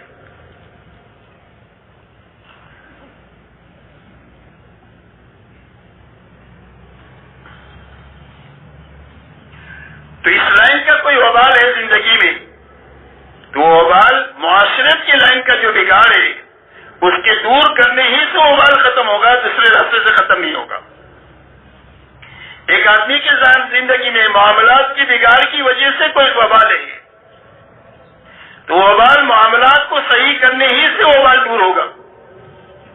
حضور صلی اللہ علیہ وسلم کے زمانے میں ایک غلام کی شہادت ہوئی، لوگوں نے بہت سراہنا شروع کیا، آپ نے فرمایا کہ اس کی طرف تو جہنم کی آگ لپک رہی ہے مال غنیمت میں ایک چادر کی خیانت کی وجہ سے، چادر میں خیانت کی جس کی وجہ سے جہنم کی آگ اس کی طرف لپک رہی ہے۔ اس لیے معاملات کی لائن کا بگاڑ ہے تو بگاڑ معاملات کی لائن کو ٹھیک کرنے ہی سے وہ بات دور ہوگا۔ اخلاق کی لائن کا بگاڑ ہے جس کی وجہ سے زندگی میں کوئی وبال ہے اخلاق کی بگاڑ کی وجہ سے، تو وہ بگاڑ اور وبال اسی وقت دور ہوگا جب اخلاق کی پستی ختم ہو کر اخلاق پہ مطلوبہ شکل پیدا ہوگی تو وہ بگاڑ ختم ہوگا۔ نیت میں خرابی ہے اور نیت کی خرابی کی وجہ سے کوئی وبال آیا ہے زندگیوں میں تو وبال اسی وقت میں دور ہوگا جب نیت صحیح ہوگی۔ تہجد پڑھنے سے وبال ختم نہیں ہوگا، یاد رکھیں، نیت صحیح کرنے کی وجہ سے وبال ختم ہوگا۔ اس لیے میرے دوستو یہ مطالبہ ہے کہ دین کو زندگیوں میں پورا لایا جائے اور تبلیغ کی محنت میں ہر آدمی اس بات کو دیکھے کہ میری زندگی میں دین کتنا آ رہا ہے اور کیسا آ رہا ہے، اس لیے کہ آدمی کے خود اس کا دل بتائے گا کہ تو ترقی کے رخ پر ہے یا تنزلی کے رخ پر ہے۔ سب سے بڑا مفتی آدمی کا دل ہوتا ہے، سب سے بڑا مفتی آدمی کا دل۔ استفت قلبک، اپنے دل سے پوچھ تو دل بتا دے گا کہ تو ترقی کے رخ پر ہے یا تنزلی کے رخ پر ہے. اگر اس کا دل زندہ ہے تو اس کی رہبری کرے گا کہ بھی تیری زندگی میں یہ کمزوری ہے، اس کو دور کرنا چاہیے. اسی لیے فرمایا صاحب البیت ادری بما فیہ، گھر کے مالک کو پتا ہوتا ہے کہ گھر میں کیا ہے. ہر آدمی اپنی نگرانی خود کرے گا تو اس کی نگرانی خود ہو جائے گی، اور اپنی نگرانی خود نہیں کریں گے تو دوسرا کوئی ہماری نگرانی نہیں کر سکتا. ایک اللہ کا تعلق آدمی کو رذائل سے بچا سکتا ہے، اور ایک آدمی کی نگرانی آدمی کو سنبھال سکتی ہے. اس لیے میرے دوستو اپنے آپ کو سنبھالتے ہوئے اس محنت میں چلانا ہے، اور ہر وقت میں دیکھنا ہے کہ میری زندگی کے ہر شعبے میں دین میں کمال آتا چلا جائے اور دین میں حقیقت پیدا ہوتی چلی جائے. اس لیے کہ اللہ کی تائید اور مدد کمال کے ساتھ میں اور حقیقت کے ساتھ ہوگی، ادھورے دین پر نہیں ہوگی اور کام کی شکل پر نہیں ہوگی، بلکہ کام کی حقیقت پر ہوگی اور عمل کی حقیقت پر ہوگی. اسی لیے مولانا الیاس صاحب رحمۃ اللہ علیہ فرمایا کرتے تھے کہ مجھے کام کرنے والوں پر اس بات کا خطرہ ہے کہ وہ کام نہ کر رہے ہوں اور اپنے بارے میں یہ گمان لے کر پھر رہے ہو کہ ہم تو بہت کام کر رہے ہیں. اور فرمایا میری نگاہ میں کام یہ ہے کہ جس آدمی کو اللہ نے اس محنت میں لگایا ہے، ہر وقت میں اس فکر، اس محنت اور دعا کے ساتھ میں جیے کہ میری زندگی میں یہ 6 صفات اپنی حقیقت کے ساتھ پیدا ہوتے چلے جائے تو یہ کام ہے. اگر پیدا ہو رہے ہیں تو کام ہے، اور پیدا نہیں ہو رہے ہیں تو کام کی شکل ہے، حقیقت سے کام بہت دور ہے. اس لیے اپنی زندگی میں 6 صفات کی زندگی میں آنا یہ کام ہے. اس لیے کہ پورا دین اپنی حقیقت کے ساتھ جو آئے گا وہ 6 صفات کے راستے سے آئے گا. یہ 6 صفات پورا دین نہیں ہے، لیکن کسی کی زندگی میں بھی پورا دین اپنی حقیقت کے ساتھ میں آ نہیں سکتا ہے 6 صفات کی رعایت کے بغیر. کسی آدمی کا کوئی عمل اللہ کے مقبول نہیں ہو سکتا ہے 6 صفات کی رعایت کے بغیر. امت اپنے تمام اختلافات کے باوجود، زبان کا اختلاف ہے، قومیت کا اختلاف ہے، وطنیت کے اختلاف ہے، رنگ و روپ کے اختلافات ہے، اور بہت سارے اختلافات ہیں، وہ سارے اختلافات ختم ہو کر کے امت ایک اور نیک نہیں بن سکتی ہے یہ 6 صفات کے بغیر. اس لیے میرے دوستو ہمارے کام کی بنیاد یہ 6 صفات ہے کہ روزانہ سب سے پہلے ہمارا یقین بنے اللہ کی ذات پر، اللہ کی صفات پر. اللہ اپنی ذات میں بھی بڑھے، اللہ اپنے صفات میں بھی بڑھے. اللہ حفاظت کرنے والے بڑھے، اللہ پالنے والے بڑھے، اللہ مارنے والے بڑھے، اللہ زندگی دینے والے بڑھے. اللہ کی ہر صفت بڑی ہے اور اللہ محدود ہے. تو اللہ کی ذات اور صفات کا یقین، اور اللہ تعالیٰ نے محمد صلی اللہ علیہ وسلم کو اپنا پیغمبر بنا کر آپ کو بشارت اور علم اور انذار کا علم دے کر کے بھیجا ہے، یعنی وعدے اور وعید کا علم دے کر کے بھیجا ہے کہ کرنے کا یہ وعدہ ہے، سچ بولو گے تو نجات ملے گی، جھوٹ بولو گے تو ہلاک ہو جاؤ گے، زکات دو گے تو مال بڑھے گا، سود میں ہاتھ ڈالو گے تو مٹ جاؤ گے. یہ اللہ کی طرف سے وعدے ہیں اور وعید ہے. تو اللہ کی ذات اور صفات کا یقین آئے، اللہ کے وعدے اور وعید کا یقین آئے، یہ روز بڑھے. ہماری عبادت میں روز حقیقت پیدا ہو جائے. نماز ایسی اچھی بنے کہ جس نماز کے راستے سے ہماری 24 گھنٹے کی زندگی نکھر جائے. اللہ والے فرماتے ہیں کہ نماز کی مثال زندگی میں ایسی ہے جیسا کہ گھر میں روشن دان ہوتا ہے. گھر کا دھواں روشن دان سے باہر جائے گا، تازہ ہوا گھر میں جو آئے گی وہ روشن دان سے آئے گی. ایسا ہی رضائع زندگیوں سے جو نکلیں گے وہ نماز کے راستے سے نکلیں گے، اور خسائر زندگی میں جو آئیں گے وہ نماز کے راستے سے آئیں گے. اس لیے نماز کے بارے میں فرمایا ان الصلاۃ تنہی عن الفحشاء والمنکر. فرمایا نماز کی خاصیت یہ ہے کہ آدمی کو بے حیائی اور برائی کے کاموں سے روکتی رہتی ہے. جیسی نماز بنتی چلی جائے گی زندگیوں میں رذائل نکلتے جائیں گے اور خسائر زندگی میں آتے چلے جائیں گے. حضرت عمر رضی اللہ تعالیٰ عنہ کے زمانے میں ایک نوجوان کی آنکھ لگ گئی ایک دوشیزہ سے. خیر القرون کا زمانہ تھا. تو لڑکی نے جو جوان سے یوں کہا کہ آگے کی بات تو بعد میں کریں گے، پہلا کام یہ کرو کہ 40 دن امیر المومنین کے پیچھے تکبیر اولیٰ کے ساتھ نماز پڑھو۔ تو نوجوان نے 40 دن تکبیر اولیٰ کے ساتھ نماز پڑھنا شروع کیا۔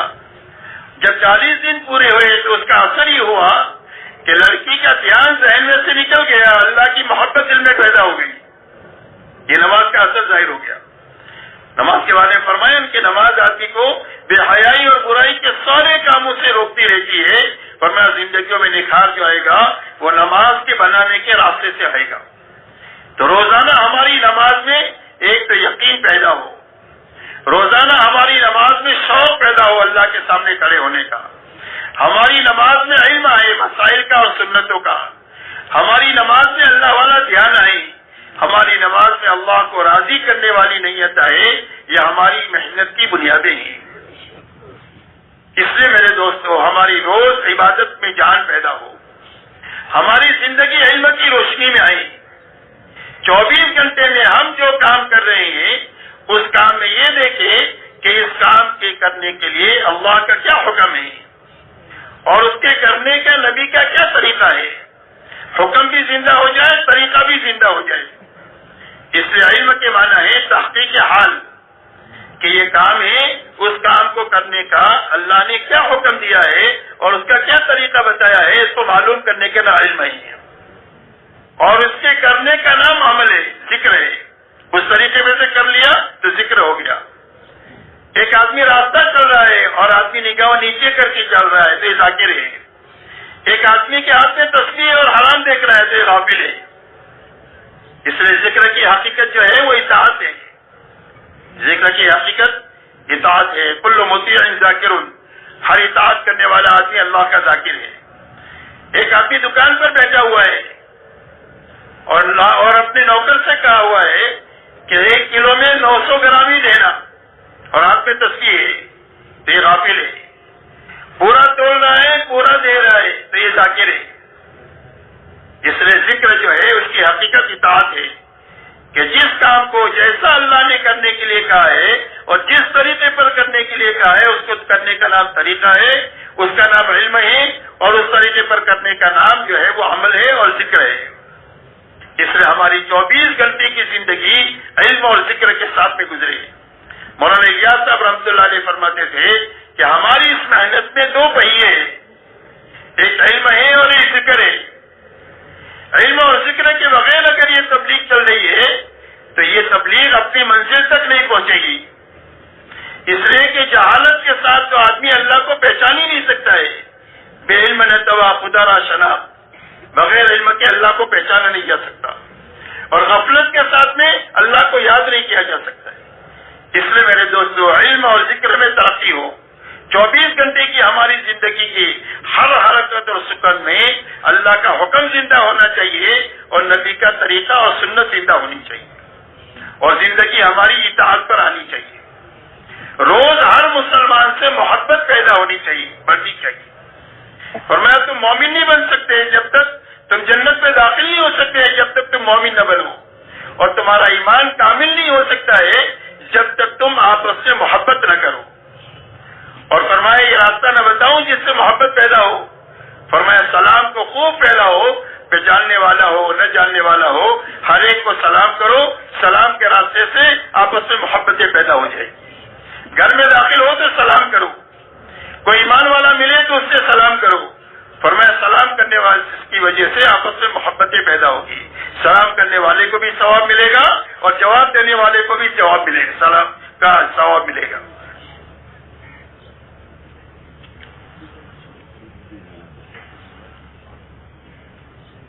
اس لیے ہر مسلمان سے محبت کرنا ہے، مسجد وار جماعت کے ساتھیوں سے محبت، حلقے کے ساتھیوں سے محبت، شہر کے کام کرنے والے ساتھیوں سے محبت، عالم کے ساتھیوں سے محبت۔ نفرت کی تو ہمارے کام میں کوئی گنجائش ہی نہیں ہے۔ مولانا الیاس صاحب رحمۃ اللہ علیہ فرماتے تھے، مولانا سعید خان صاحب رحمۃ اللہ علیہ فرماتے تھے کہ یہ مسجد وار جماعت کا کام اور دعوت کا کام تو محبتیں بانٹنے کا کام ہے۔ جب ہمارے اندر میں محبتیں ہوگی تو دنیا میں محبتیں پھیلے گی۔ اس لیے گنہگار سے گنہگار مسلمان سے محبت کرنا آ جائے. ایک آدمی شرابی ہے، کبابی ہے، گناہوں میں لت پت ہے، لیکن اس کے دل میں ایمان ہے، تو گناہوں سے نفرت کریں گے، ایمان والے سے محبت کریں گے. جیسے بیماری سے نفرت ہوتی ہے، بیمار سے محبت ہوتی ہے، ایسے گناہ سے نفرت، گنہگار سے محبت. تو ہر گنہگار سے گنہگار محبت سے، ایمان والے سے محبت کرنا آ جائے. اس لیے کہ محبت کے راستے سے ہمارے ایمان میں کمال پیدا ہوگا.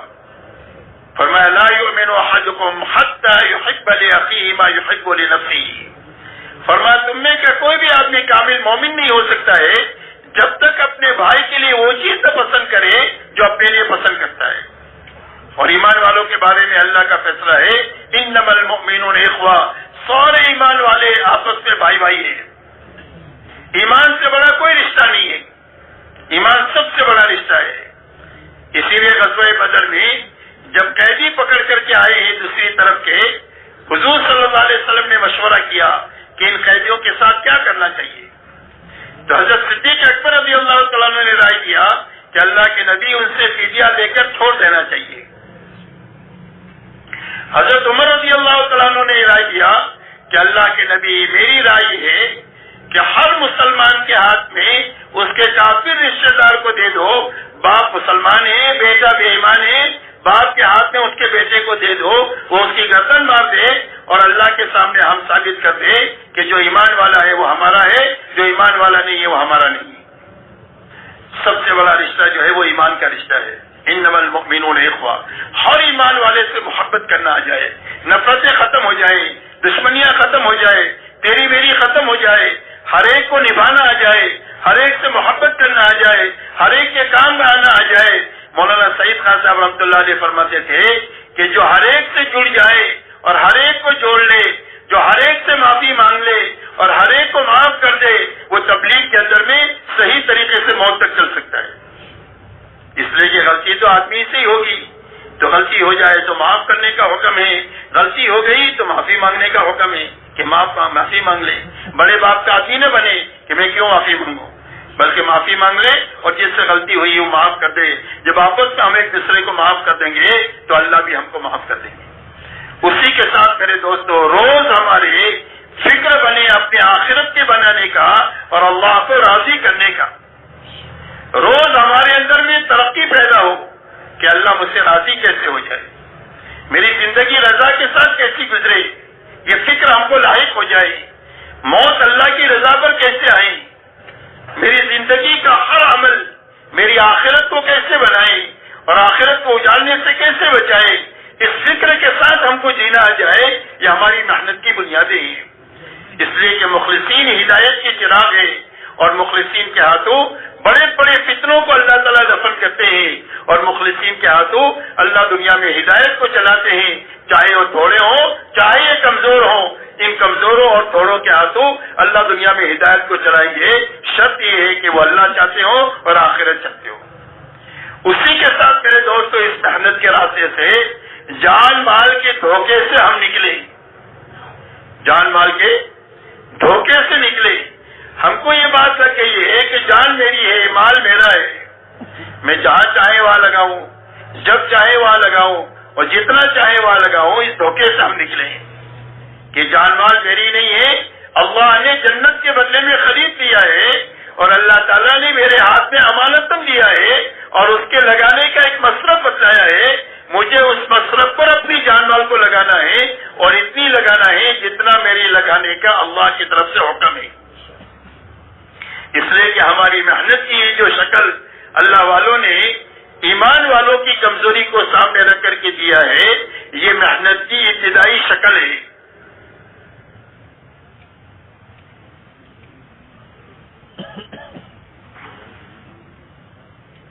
یہ محنت کی ابتدائی شکل ہے. سال ہے، 4 مہینہ ہے، چلہ ہے، ہر سال 4 مہینہ ہے، مقامی اعمال ہے. یہ محنت کی ابتدائی شکل ہے. جیسے قرآن پڑھنے کے لیے الف با تا پڑھنا ہوتا ہے، ڈاکٹر انجینئر بننے کے لیے ABCD پڑھنا ہوتا ہے، ایسی محنت کی ایک شکل اللہ کے علم میں طے ہے اور پسندیدہ ہے. وہاں تک پہنچنے کے لیے ایک محنت کی ایک ترتیب ہے کہ جس کو صحیح طریقے سے کرنے کی وجہ سے آگے کی استعداد پیدا ہوتی چلی جائے اور وہ چیز زندگی میں قائم ہو جائے جو اللہ کے یہاں پسندیدہ ہے۔ اسی لیے مولانا الیاس صاحب رحمۃ اللہ علیہ سے پوچھا گیا کہ آپ اس محنت سے کیا چاہتے ہیں؟ فرمایا میں اس محنت سے یہ چاہتا ہوں کہ امت اس محنت کو کرتے کرتے دین کی اس سطح تک پہنچ جائے اور محنت کی اس سطح تک پہنچ جائے جس سطح پر اور جس محنت کی بنیادوں پر اللہ کے نبی صلی اللہ علیہ وسلم امت کو چھوڑ کر گئے تھے۔ یہ ہماری منزل ہے۔ ہماری منزل چلہ 4 مہینہ سال نہیں ہے، ہماری منزل صحابہ ہے۔ ہم اس محنت کے ذریعے سے اس زندگی تک پہنچنا چاہتے ہیں جس زندگی پر اللہ کے نبی صلی اللہ علیہ وسلم اپنے صحابہ کو چھوڑ کر کے گئے تھے۔ اس لیے کہ قیامت تک حق کا معیار حضور صلی اللہ علیہ وسلم اور صحابہ کی زندگی ہے، اور اللہ کی رضا آپ کی اور آپ کے صحابہ کی زندگیوں کے ساتھ ہے۔ اسی لیے صحابہ کے ساتھ ہے رضی اللہ عنہ ورضوا عنہ۔ صحابہ کون ہیں؟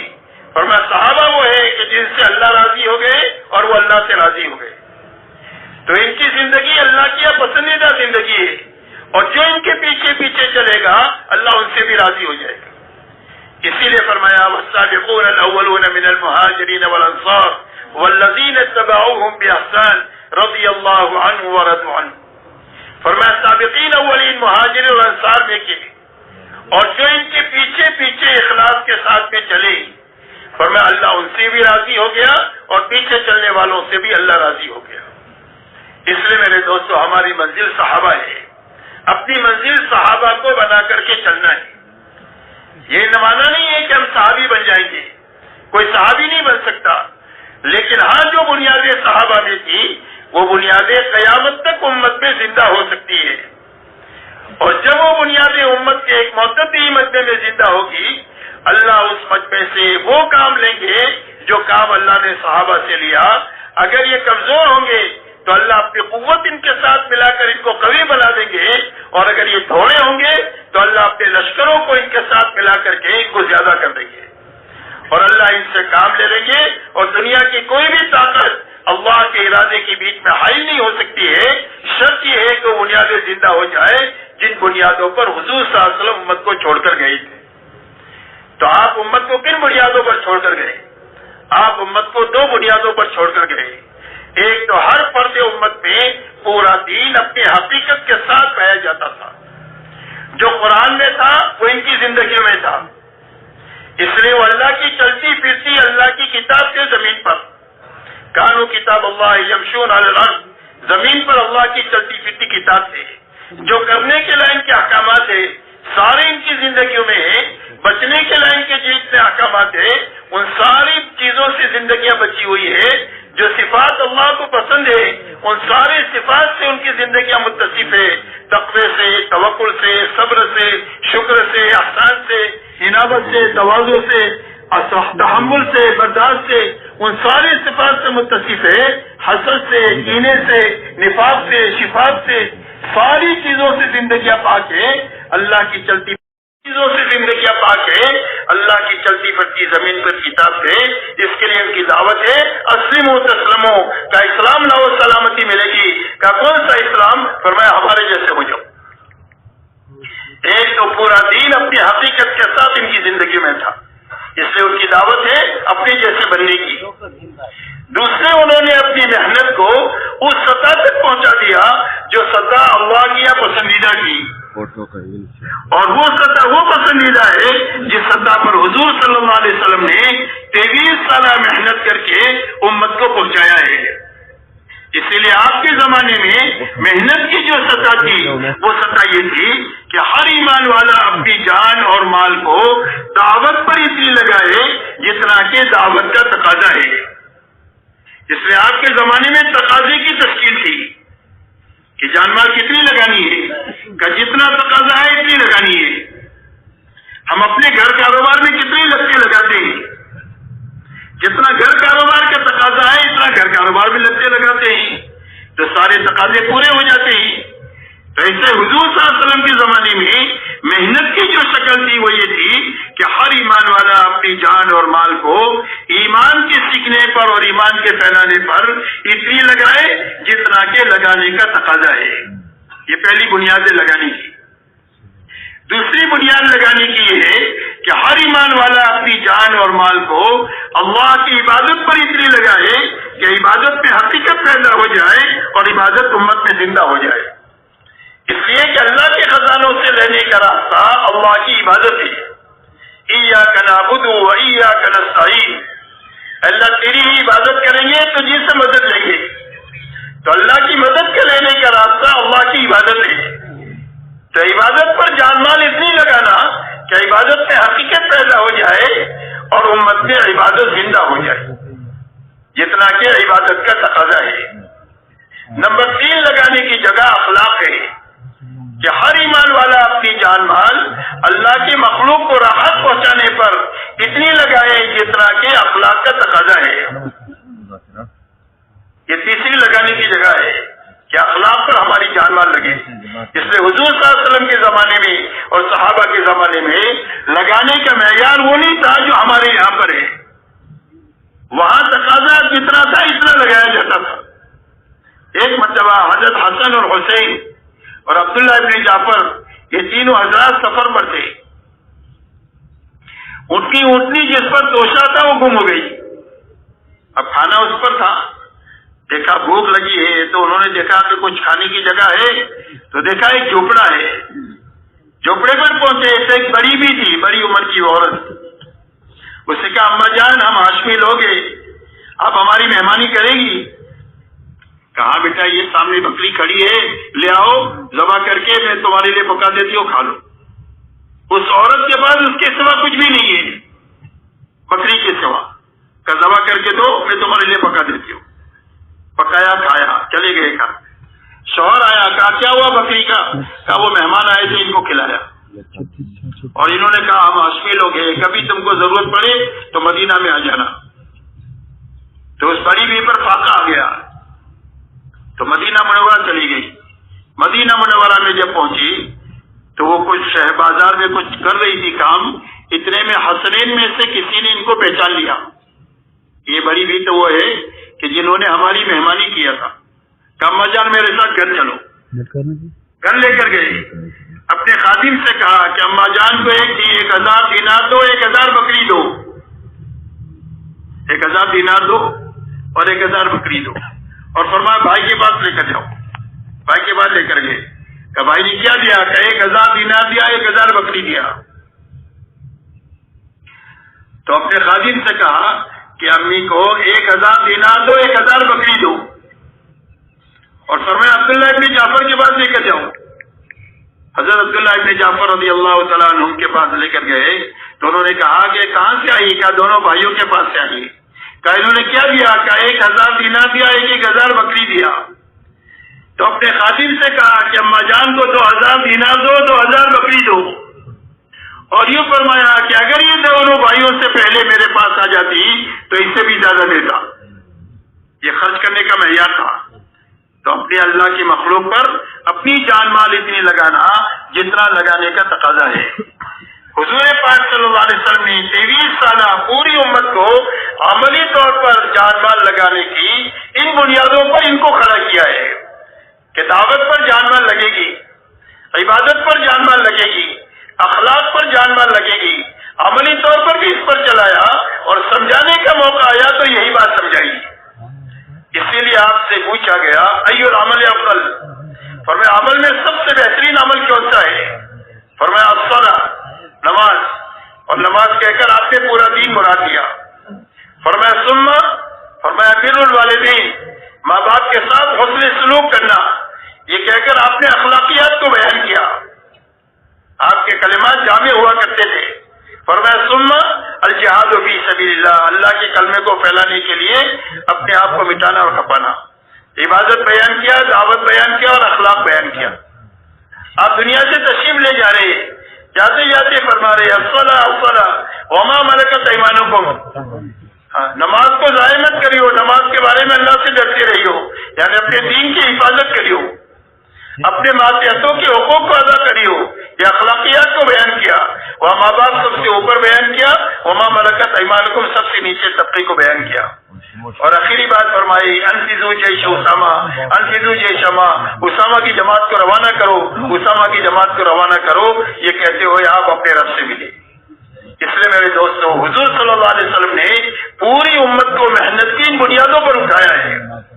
چوتھی لگانے کی جگہ اپنی اور اپنے گھر والوں کی ضرورتیں ہیں، اس لیے کہ اسلام میں ملنگ پنا نہیں ہے، ملنگ پنا یہ غلط لوگوں کا شیوا ہے، اور نفسانیت یہ بھی غلط لوگوں کا شیوا ہے کہ کچھ نہیں کریں گے، کسی مسجد کا کونا پکڑ لیں گے، گھر والوں کے لیے بوجھ بنیں گے۔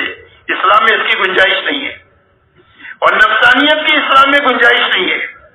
نفسانیت کہتے ہیں مادہ پرستی کو، کہ آدمی کی زندگی کا مقصد پیسہ بن جائے، کہ پیسہ آنا چاہیے، حلال سے آئے، حرام سے آئے، جھوٹ سے آئے، دھوکے سے آئے، سود سے آئے، پیسہ آنا چاہیے۔ یہ نفسانیت ہے، یہ غلط لوگوں کا مزاج ہے۔ اسلام ان دونوں کے بیچ کا صراط مستقیم ہے کہ ہر مسلمان کی گھریلو زندگی ہوگی، ہر مسلمان کی کاروباری زندگی ہوگی، لیکن دینداری کے ساتھ ہوگی اور دین کی محنت کے ساتھ ہوگی۔ یہ دو ذمہ داری ہے ہر مسلمان کی، دین اور دین کی محنت، دین اور دین کی محنت، دین اور دین کی محنت، اور دونوں ذمہ داریاں یکساں ہے۔ دین بھی ذمہ داری ہے اور محنت بھی ذمہ داری ہے، اسی لیے دین میں کمی آئی تو تنبیہ آئی، اور دین کی محنت پہ کمی آئی تو تنبیہ آئی۔ بدر میں ایمان میں بھی کمال ہے اور اتباع میں بھی کمال ہے تو مدد آ گئی، احد کے اندر بھی اتباع میں کمی آئی تو آپ دیکھو تنبیہ آئی، احد میں اتباع میں کمی آئی تھوڑی سی اجتہادی غلطی کی وجہ سے، اور اللہ نے معاف کر دیا تاکہ قیامت تک کوئی صحابہ کے اوپر انگلی نہ اٹھائے، اس لیے کہ جو کام نبی سے مناسب تھے اللہ نے نبی سے کروائے، اور جو نبی کی عصمت کے مخالف تھے اللہ نے صحابہ سے کروا کر کے دین کی تکمیل کر دیا، تاکہ عملی طور پر پوری امت کے سامنے پورا دین عملی طور پر آ جائے۔ اس لیے صحابہ سے اللہ نے وہ کام کروایا۔ اس لیے میرے دوستوں، لیکن تنبیہ آئی، کتنی بڑی تنبیہ آئی کہ 70 صحابہ شہید ہوئے، آپ کے دندان مبارک شہید ہوئے، آپ کے سر میں خوف کی کڑی گھس گئی، اور یہ ساری پریشانی اس لیے آئی کہ تھوڑی سی اتباع میں کمی آئی، اور وہ بھی اجتہادی غلطی کی وجہ سے آئی کہ دیکھا کہ کام پورا ہو گیا ہے، وہ سمجھے کہ حکم بھی پورا ہو گیا، حالانکہ حکم پورا اس وقت میں ہوتا جب دوسرا حکم آتا۔ حکم یہ تھا یہاں ٹھہرنے کا، لیکن جب دیکھا کہ کام پورا ہو گیا تو سمجھے حکم پورا ہو گیا، نیچے اتر گئے، حالانکہ حکم اس وقت پورا ہوتا جب اترنے کا حکم آتا۔ اجتہادی غلطی، اور اللہ نے معاف بھی کر دیا تاکہ کوئی ان کے اوپر انگلی نہ اٹھائے۔ لیکن یہ تنبیہ آئی دین میں کمی کی وجہ سے، حنین میں یقین میں کمی آئی کہ کثرت پر اعتماد آیا کہ اتنے سارے ابھی میدان جیت رہی ہے، تو اللہ نے فرمایا وَيَوْمَ حُنَيْنٍ إِذْ أَعْجَبَتْكُمْ كَثْرَتُكُمْ فَلَمْ تُغْنِ عَنْكُمْ شَيْئًا وَضَاقَتْ عَلَيْكُمُ الْأَرْضُ بِمَا رَحُبَتْ ثُمَّ وَلَّيْتُمْ مُدْبِرِينَ۔ فرمایا حنین کے دن کو یاد کرو جب تمہاری کثرت نے تمہیں عجب میں ڈال دیا، ہم اتنے سارے ابھی کر لیں گے،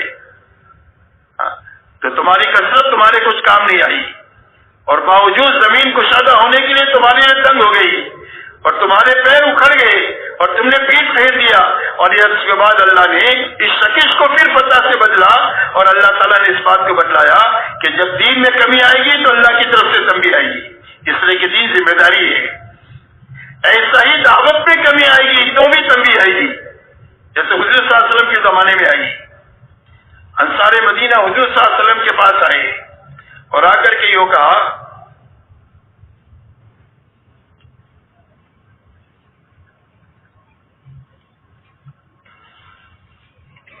کہ اللہ کے رسول دین کے بڑے مددگار ہو گئے، کام کا شروع زمانہ تھا، تقاضے بہت تھے، آدمی تھوڑے تھے، تو ہم کو اپنے باغات کی دیکھ بھال کا موقع نہیں ملا، تو باغات میں ویرانی آئی ہوئی ہے، اللہ کے نبی تھوڑا سا موقع دے دیں، باغات کی دیکھ بھال کر کے آ کر پھر کام میں لگ جاتے ہیں۔ ابھی آپ نے کوئی جواب نہیں دیا، اور اللہ کی طرف سے قرآن میں آیت اتر رہی ہے انفقوا فی سبیل اللہ ولا تلقوا بأیدیکم الی التہلکہ واحسنوا ان اللہ یحب المحسنین۔ اللہ جل شانہ فرماتے ہیں کہ خرچ کرتے رہو، لگتے رہو، لگاتے رہو، اور اپنے ہاتھوں اپنے آپ کو ہلاکت میں نہ ڈالو۔ تمہارا دین کی محنت کو چھوڑ کر اپنی دنیا کے سنوارنے میں لگنا، جس میں تم اپنے لیے نجات سمجھ رہے ہو، تمہارا خالق پیدا کرنے والا تمہارے لیے اس میں تمہارے لیے ہلاکت دیکھ رہا ہے۔ اس لیے کہ وہ راستہ جہاں تم جانا چاہتے ہو وہ غیر یقینی راستہ ہے اور لمبا راستہ ہے، زندگیوں کے بننے کا غیر یقینی راستہ ہے کہ اس راستے سے زندگی بنے گی، یہ یقینی راستہ نہیں ہے، اور لمبا راستہ ہے، صدیاں بیت جائے گی، نسلیں گزر جائے گی اور مسائل حل ہو کر کے نہیں رہیں گے۔ اور جس راستے پر تم ہو وہ زندگیوں کے بننے کا یقینی راستہ ہے اور شارٹ کٹ راستہ ہے، اس راستے سے یقینی طور پر زندگیاں بنے گی، اور صرف تمہاری نہیں، تمہاری نسلوں کی بنے گی، اور ایک دو نسل سے نہیں، صدیوں تک کے لیے بنے گی، اور تھوڑے سے عرصے میں بن جائے گی۔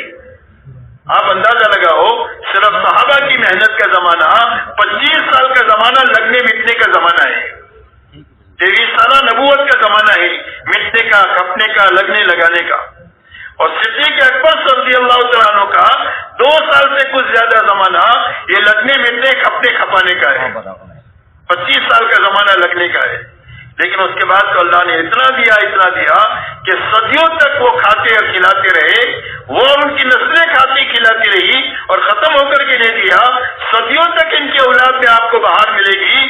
اللہ نے 25 سال کے عرصے میں اسی زندگیاں بنائی۔ صحابہ 1000 سال تک دنیا کے راستے سے دنیا پر محنت کرتے تو اتنا نہیں مل سکتا تھا جو اللہ نے ان کو صرف 25 سال کے عرصے میں دیا ہے، اور صرف ان کو نہیں، بلکہ صدیوں تک کے لیے ان کی نسلوں کو دیا ہے۔ اس لیے میرے دوستو یہ دونوں ذمہ داری ہے، اس لیے فرمایا کہ ہر آدمی کی گھریلو زندگی ہو، کاروباری زندگی ہو، لیکن دینداری کے ساتھ ہو اور دین کی محنت کے ساتھ ہو۔ زندگی کی کیا ترتیب ہو؟ کہ زندگی کی ترتیب یہ ہو کہ جب اللہ کا حکم آ جائے یا دین کی محنت کا تقاضا آ جائے تو اس کے مقابلے میں خواہش کو توڑ دیں گے، چھوڑ دیں گے، قربان کر دیں گے، اور اپنی دنیاوی تقاضوں کو صرف آگے پیچھے کریں گے۔ چھوڑنا کسی چیز کو نہیں ہے، اور نہ چھوڑنے کا حکم ہے، اور ہم چھوڑ بھی کیا سکتے ہیں کہ وہ کیا چھوڑ سکتے ہیں؟ کھانا چھوڑ سکتے ہیں، اگر 24 گھنٹہ نہ کھائے تو، اور 24 گھنٹہ نہ سوئے تو دن میں تارے نظر آ جائیں گے۔ اس لیے چھوڑنا ہمارے بس میں ہے ہی نہ حکم ہے، اس لیے چھوڑنا کسی چیز کو نہیں ہے، صرف دنیاوی تقاضوں کو آگے پیچھے کرنا ہے۔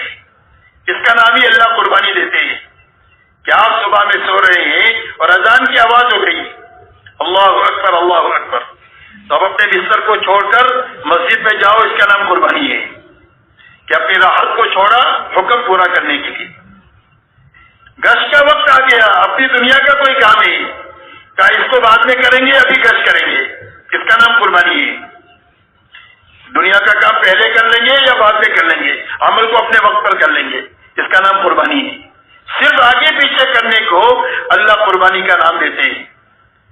زندگی کی جب یہ ترتیب بنے گی تو اللہ تعالیٰ قربانی کی برکت سے روزانہ ہدایت پہ ترقی دیں گے، اس لیے کہ جس چیز کو جس کے لیے قربان کریں گے اسی کی محبت بڑھے گی، اسی کی عظمت بڑھے گی، اسی کا یقین بڑھے گا۔ اگر دنیا کو قربان کیا ہے دین کے لیے اور دعوت کے لیے تو دین کی محبت بڑھے گی، دین کی عظمت بڑھے گی، دین سے زندگیوں کے بننے کا یقین آئے گا۔ دعوت کے تقاضوں کے لیے دنیا کو قربان کیا ہے، دعوت سے زندگیوں کے بننے کا یقین پیدا ہوگا اور اس کی محبت اور عظمت پیدا ہوگی۔ جس چیز کو جس کے لیے قربان کریں گے اس کی محبت، عظمت اور یقین آئے گا۔ اس لیے میرے دوستو ملنگ پنا بھی نہیں ہے اور نفسانیت بھی نہیں ہے، اس لیے فرمایا چوتھی لگانے کی جگہ ہے اپنی اور اپنے گھر والوں کی ضرورتیں ہی، اور ہر انسان کی 5 ضرورتیں ہیں، کھانا ہے، کپڑا ہے، مکان ہے، سواری ہے اور شادی ہے۔ ان ضرورتوں کو خود کے لیے بھی حاصل کرنا ہے اور اس میں لگنا بھی ہے، اپنے متعلقین کی ضرورتوں کو حاصل کرنے میں بھی لگنا ہے اور اس کے پورا کرنے میں بھی لگنا ہے، لیکن بقدر ضرورت لگنا ہے، اسراف سے بچ کر کے لگنا ہے۔ یہ محنت کا صحیح رخ ہے، بقدر ضرورت لگنا ہے اور اسراف سے لگنا ہے، اسراف سے بچ کر کے لگنا ہے، اس لیے کہ ضرورت کی حد ہے اور اسراف کی کوئی حد نہیں ہے۔ اسراف کی مثال اللہ والے فرماتے ہیں آگ کی آگ میں کتنا بھی لکڑی ڈالو سب کو جلا دے گی، اس کا پیٹ بھرے گا ہی نہیں، امت کا المیہ یہ نہیں ہے کہ امت کے پاس جان مال نہیں ہے، امت کے پاس جان مال بہت ہے، لیکن مشکل یہ ہے کہ زندگی میں اسراف داخل ہو گیا، اسراف داخل ہو گیا، کھانوں میں، کپڑوں میں، مکانات میں، شادیوں میں۔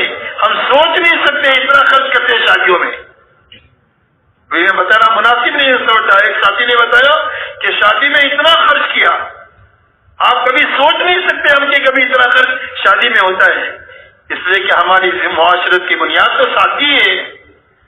صحابہ نے شادیاں کیا ہے، حضور صلی اللہ علیہ وسلم نے شادیاں کیا ہے، آپ نے اپنی بیٹیوں کی شادیاں کرائی ہے، کس سادگی کے ساتھ کرائی وہ ہمارے سامنے ہے، وہی ہمارے لیے نمونہ ہے۔ آج کے ناچنے کودنے والوں کی زندگیاں ہمارے لیے نمونہ نہیں ہے کہ ان کی زندگیوں کو دیکھ کر ہم اپنے شادیوں میں خرچ کریں۔ اس لیے بقدر ضرورت ان ضرورتوں کے حاصل کرنے میں بھی لگنا اور اس کے پورا کرنے میں بھی لگنا اور اسراف سے بچتے ہوئے لگنا، لگنے کا بھی ثواب ہے اور پورا کرنے میں بھی ثواب ہے۔ صرف ضرورت پوری نہیں ہوگی بلکہ ثواب بھی ملے گا۔ اسی لیے حدیث پاک میں آتا ہے کہ قیامت کے دن آدمی کے عمل نامے میں سب سے زیادہ وزنی صدقہ وہ ہوگا جو حلال طریقے سے اپنے بیوی بچوں کو کھلایا ہے۔ ہاں، وہ دنیا نہیں ہے، دین ہے، کمانا بھی دین ہے، خرچ کرنا بھی دین ہے۔ شرط یہ ہے کہ بقدر ضرورت ہو، اسراف سے بچ کر کے ہو۔ محنت کا یہ رخ حضور صلی اللہ علیہ وسلم نے قائم فرمایا 23 سال میں، اور اس 23 سال میں قائم کرنے کا نتیجہ یہ ہوا کہ صدیوں میں جو نقصان ہوا تھا اس کی تلافی سالوں میں ہو گئی۔ حضرت عیسیٰ علیہ السلام اور حضور صلی اللہ علیہ وسلم کے بیچ میں 650 سال کا زمانہ ہے جس میں کوئی نبی نہیں آئے، جس میں انسانوں میں جہالت آخری درجے کی اور انسانوں میں گمراہی آخری درجے کی، اور یہ جہالت اور گمراہی صرف 23 سال میں ختم ہو گئی۔ کتنے سال میں ختم ہو گئی؟ 23 سال میں ختم ہو گئی، اور یہ دونوں بنیادیں زندہ ہو گئی، علم بھی زندہ ہو گیا اور ہدایت بھی زندہ ہو گئی۔ اس لیے کہ اللہ نے پوری انسانیت کے پنپنے کے لیے 2 بنیادیں اتاری ہیں، ایک ایمان اتارا ہے اور ایک علم اتارا ہے، اور یہ دونوں بنیادیں امت میں زندہ ہو گئی کہ مجمع بن گیا علم اور ہدایت کے اعتبار سے، اور ماحول بھی بن گیا۔ اس لیے ان کی زندگیاں نمونہ بن گئی پورے عالم کے لیے، قیامت تک کے لیے، اور ایسا پاکیزہ ماحول بن گیا کہ ساری انسانیت کے لیے اسلام کی طرف آنے کی راہ ہموار ہو گئی۔ اس لیے میرے دوستو، دعوت کی اس محنت کے ذریعے سے ایک مجمع ایسا بنانا مقصود ہے کہ جس کی زندگیوں میں محنت کی یہ بنیادیں زندہ ہو جائے، کہ جن بنیادوں کو حضور صلی اللہ علیہ وسلم نے امت میں زندہ کیا ہے۔ اب وہ مجمع کتنا ہوگا ہم نہیں جانتے، اللہ جانتے ہیں۔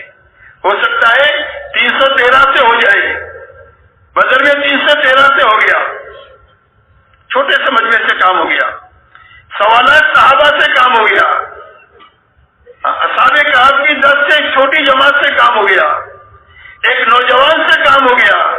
سیرت کی کتابوں میں ملے گا کہ ایک نوجوان کے ہاتھوں پورے ملک کی ہدایت کا کام اللہ نے لیا۔ میں تفصیلی واقعات میں نہیں جاتا۔ اصحاب کہف یہ بتا رہا ہے کہ 10 کے قریب جماعت تھی، اس سے پورے ملک کی ہدایت کا کام اللہ نے لیا۔ بدر میں 313 سے اللہ نے کام لے لیا، اور صحابہ کی سوالات جماعت سے اللہ نے اتنا بڑا کام لیا کہ پوری دنیا کے سوئے ہوئے نصیب کو اللہ نے جگا دیا اور انسانیت کا رخ صحیح کر دیا، اور پوری دنیا کے غلط دائرے کو صحیح دائرے سے بدل دیا ایک چھوٹی سی جماعت اور کمزور جماعت کے ہاتھ۔ میرے دوستو، یہ تو بہت بڑا مجمع ہے، لاکھوں کا مجمع، اور ایک ملک کا نہیں ہے، عالم کا مجمع ہے۔ اگر یہ مجمع جو آیا ہوا ہے یہ مجمع طے کرے کہ ہمیں محنت کے اس رخ پر آنا ہے جس رخ پر حضور صلی اللہ علیہ وسلم نے اس امت کو اٹھایا ہے، تو یہ مجمع اپنی زندگیوں کو بنانے کے لیے اور اپنی زندگی کے بننے کے ساتھ عالم کے بنانے کے لیے اتنا بڑا مجمع اللہ نے چاہا تو کافی ہو جائے گا۔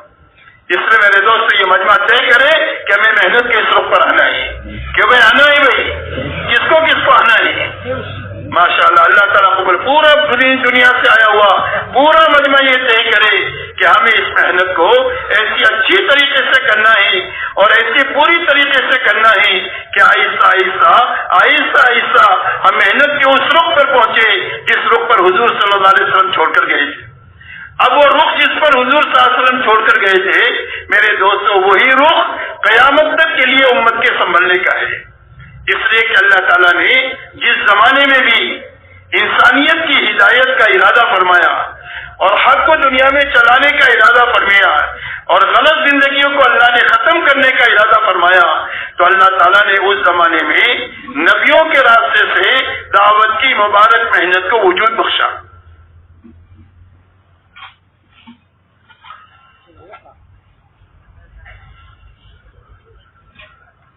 حالانکہ ہر زمانے کے حالات دوسرے زمانے سے مختلف ہیں۔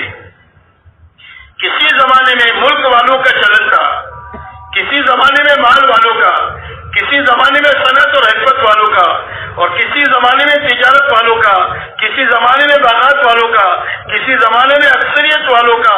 غرض یہ کہ ایک طاقت کا چلن ہر زمانے میں الگ تھا، لیکن ہر زمانے میں حق کو دنیا میں چلانے کے لیے اور غلط زندگیوں کو زیر کرنے کے لیے اللہ نے نبیوں کے راستے سے دعوت کی مبارک محنت کو وجود بخشا۔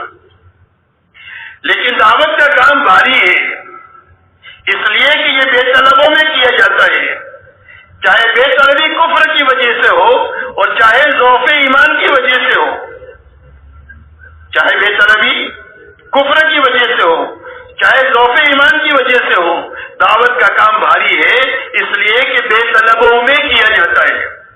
اس لیے ہر زمانے میں نبی کی بعثت ایسے زمانے میں ہوتی ہے جب لوگوں میں دین کی طلب ختم ہو چکی ہوتی ہے، اللہ کو نہیں جانتے، نبی کو نہیں جانتے، آخرت کو نہیں جانتے، ایسے زمانے میں نبی کی بعثت ہوتی ہے۔ اس لیے دعوت کا کام بھاری ہے، اس لیے اللہ ہر نبی کو دعوت کی محنت کے ساتھ دعا کی طاقت دیتے ہیں، اور نبی کو یہ بات پہلے دن سے یہ سمجھاتے ہیں کہ ذرا بھی گھبرانے کی بات نہیں ہے، تم اکیلے نہیں ہو بلکہ تمہارے ساتھ میں ہوں اور اپنی تمام تر قدرت اور خزانوں کے ساتھ ہوں۔ اسی لیے حضرت موسیٰ علیہ السلام کو اور حضرت ہارون علیہ السلام کو جب بھیجا فرعون کی طرف، تو ان دونوں بزرگوں نے یہ کہا کہ ہمیں تو یہ ڈر لگ رہا ہے کہ فرعون ہمیں قتل کرے گا اور ہمارے ساتھ سرکشی کرے گا، ہمارے سے غلطی ہو گئی، یہ آدمی مر گیا ہے اس کا، تو اس کے بدلے میں ہم کو قتل کرے گا۔ تو اللہ تعالیٰ نے ارشاد فرمایا لا تخافا اننی معکما اسمع وارى، فرمایا گھبرانا نہیں، ڈرنا نہیں، میں تم دونوں کے ساتھ ہوں، میں دیکھ بھی رہا ہوں، سن بھی رہا ہوں، تمہارا ہر قدم میری حفاظت میں اٹھے گا، اس لیے کہ میری تمام تر طاقت اور میرے تمام تر خزانے دعوت کے ساتھ ہے اور داعی کے ساتھ ہے۔ شرط یہ ہے کہ دعوت صحیح ہو اور داعی کی زندگی صحیح ہو، تو اللہ اپنے قدرت اور خزانوں کے ساتھ، دعوت کے ساتھ اور داعی کے ساتھ ہوتے ہیں۔ اس لیے دنیا کی کوئی طاقت نہ دعوت کا نقصان پہنچا سکتی ہے اور نہ داعی کا نقصان پہنچا سکتی ہے، شرط یہ ہے کہ دعوت دعوت ہو اور داعی داعی ہو۔ اس لیے اللہ تعالیٰ اپنی معیت کا وعدہ کر کے نبی کو بھیجتے ہیں اور ان کو یہ کہتے ہیں کہ تمہاری حفاظت میں چلو گے اور جب مجھے پکارو گے میں تمہاری پکار کو سنوں گا بھی اور تمہاری مدد بھی کروں گا۔ اس لیے اللہ تعالیٰ ہر نبی کو دعا کی طاقت دیتے ہیں۔ اس لیے اللہ تعالیٰ نے قرآن پاک میں نبیوں کی دعوت کو بیان کیا ہے اور نبیوں کی دعا کی طاقت کو بیان کیا ہے کہ نبیوں نے دعوت کا کام کیسے کیا اور کام کرنے میں کیا حالات آئے، اور ان حالات کو جھیلنے کے نتیجے میں اللہ کی تائید اور مدد ان کی دعا پر کیسی ہوئی کہ اللہ تعالیٰ نے پوری قوم نوح کو نوح علیہ السلام کی دعوت پر ختم کر دیا، صرف ایمان والوں کو باقی چھوڑا۔ اس لیے میرے دوستو، نبیوں کے راستے سے اللہ دعوت کی مبارک محنت کو وجود بخشتے ہیں، حق کو دنیا میں چلانے کے لیے، باطل کو زیر کرنے کے لیے، حق اور حق والوں کی تائید کرنے کے لیے اور باطل والوں کی سرکوبی کے لیے۔ لیکن شرط یہ ہے کہ دعوت کا کام نبیوں کے نہج پر ہو، نبیوں کے مزاج پر ہو، اس لیے کہ ہر کام کا ایک مزاج ہوتا ہے اور اس مزاج کے ساتھ کرنے ہی سے اس کا نفع ہے۔ کوئی تاجر ہے تو تجارت کا ایک مزاج ہے، ایک پولیس والا ہے، پولیس کا ایک مزاج ہے، ایک ملازم ہے، ملازمت کا ایک مزاج ہے کہ بھائی اگر ایک تاجر پولیس والے کی مزاج کے ساتھ دکانداری کرے گا تو کبھی دکان چلے گی؟ دکاندار بیٹھا ہے، کوئی گاہک آیا تو کیوں آیا کہ بھائی دکان چلے گی ایک دن اس کی، اور اگر پولیس والا تاجر تاجر کی مزاج سے چلے نرمی کے ساتھ تو اس کا کام چلے گا؟ اس کا کام بھی نہیں چلے گا. تاجر کا ایک مزاج ہے، پولیس والے کا ایک مزاج ہے، ملازم کا ایک مزاج ہے. ملازمت کے اندر میں وقت کی پابندی ہوتی ہے، کام نہیں دیکھا جاتا.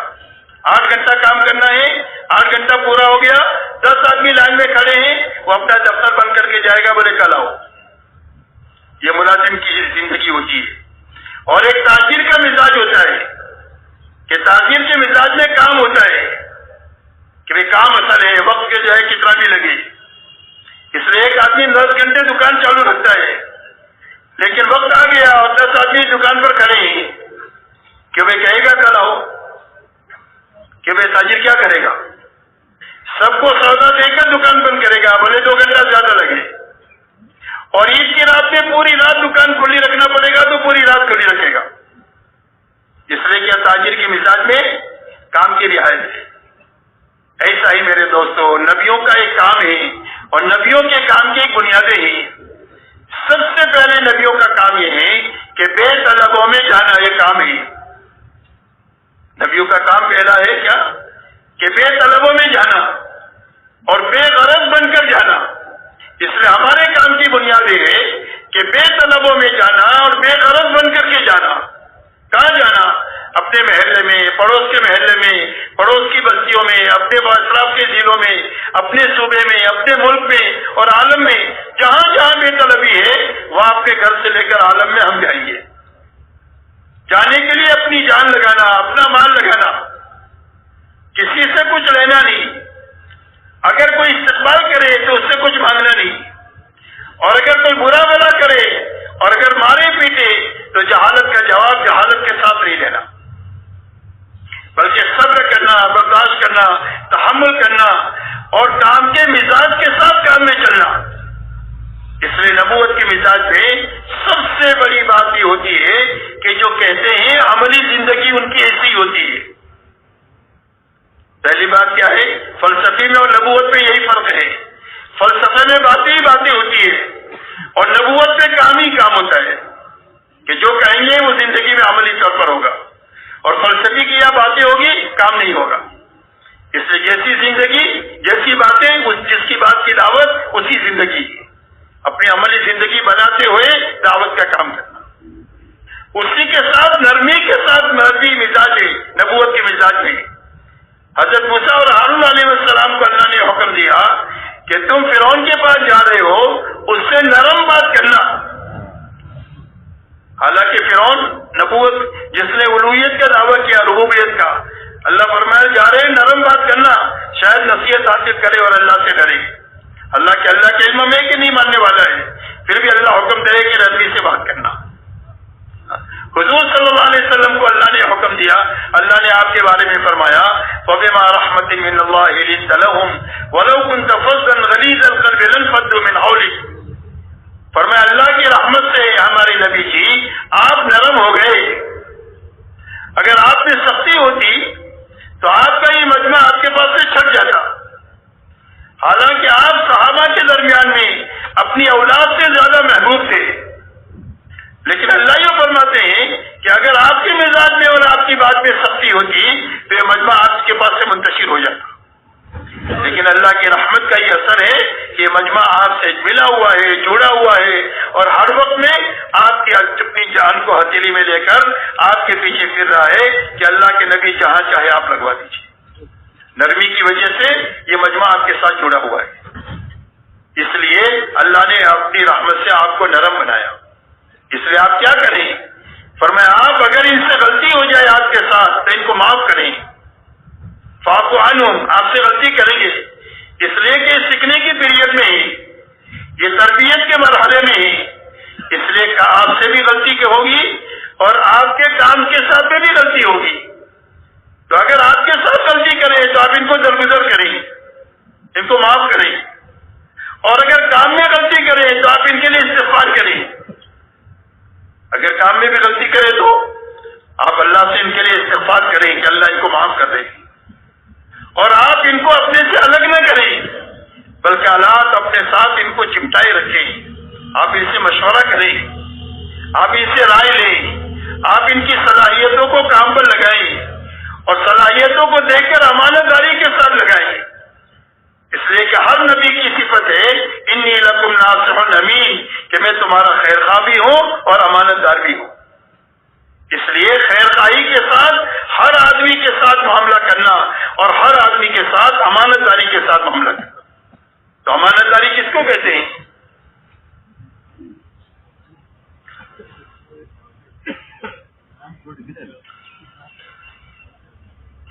امانت داری میرے دوستو یہ ہے، یہ ایک مشورہ ہے، مشورے میں 10 آدمی ہیں، 5 تقاضے ہیں، اب 10 آدمیوں میں سے ان تقاضوں کے اہل کو صلاحیت کو سامنے رکھ کر چننا، یہ امانت داری ہے۔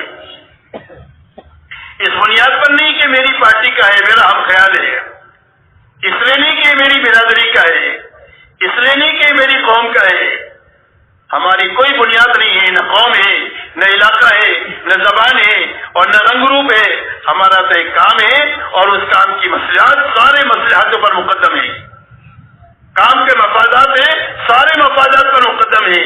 حضور پاک صلی اللہ علیہ وسلم نے اپنی پوری زندگی امت کو یہ بات سمجھائی ہے کہ کام کا مفاد سارے مفادات پر مقدم ہے۔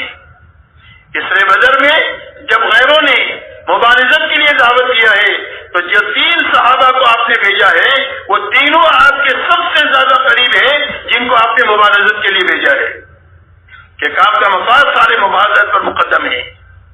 غزوہ خندق میں عمر ابن ہود نے جب مبارزت کی دعوت دی ہے اور حضرت علی رضی اللہ تعالیٰ عنہ جب کھڑے ہوئے ہیں تو آپ نے فرمایا ہود ہے، تو فرمایا ولو ہود، فرمایا ہود میں جاؤں گا۔ تو آپ نے حضرت علی بن ابی طالب رضی اللہ تعالیٰ عنہ کو اتنے بڑے کام کے لیے بھیجا کر یہ بات کو بتلایا ہے کہ کام کے مفادات سارے مفادات پر مقدم ہیں۔ آپ نے حضرت عبداللہ بن جعفر کو، عبداللہ بن رواحہ کو اور حضرت زید کو، زید بن حارثہ کو، یہ تینوں قریبوں کو اتنے بڑے کام کے لیے بھیجا ہے اور باہر کی کر اس بات کو بتلایا ہے کہ کام کے مفادات سارے مفادات پر مقدم ہیں۔ اس لیے میرے دوستو اہل کو تلاش کر کے کام کو لیے استعمال کرنا، اس لیے کہ جب کام نااہلوں کے حوالے ہو جائے گا تو کام ضائع ہو جائے گا۔ اس لیے ہمارے کام میں تعصب بھی نہیں ہے اور تحزب بھی نہیں ہے، ہمارے یہاں عصبیت نہیں ہے اور ہمارے یہاں پارٹی بندی نہیں ہے۔ مولانا احمد علی لاہوری رحمۃ اللہ علیہ نے ایک مرتبہ مولانا یوسف صاحب رحمۃ اللہ علیہ سے یہ فرمایا کہ مولانا آپ کا کام تو بہت بڑا کام ہے، لیکن مجھے آپ کے کام پر 2 خطرے ہیں، اللہ اس کام کو ان دونوں خطروں سے محفوظ رکھے۔ فرمایا ایک خطرہ تعصب اور تحزب کا ہے کہ کہیں عصبیت نہ پیدا ہو جائے، ان میں مختلف علاقوں سے آتے ہیں، مختلف زبانوں کے لوگ آتے ہیں، مختلف رنگ و روپ کے لوگ آتے ہیں، کبھی ان کی عصبیت کی رگ جاگ نہ جائے اور کبھی ان کے اندر میں تعصب اور پارٹی بندی نہ پیدا ہو جائے کہ ہمارے خیال ہے اور ہماری فکر کا آدمی ہے، ہمارا کوئی خیال نہیں، ہماری کوئی فکر نہیں، ہمارا کام ہے اور کام کا مفاد سارے مفادات پر مکمل ہے۔ ہم اللہ پر جمع ہو سکتے ہیں اور امت کو اللہ پر جمع کر سکتے ہیں، اس کے علاوہ جمع ہونے کی کوئی بنیاد نہیں، یاد رکھے۔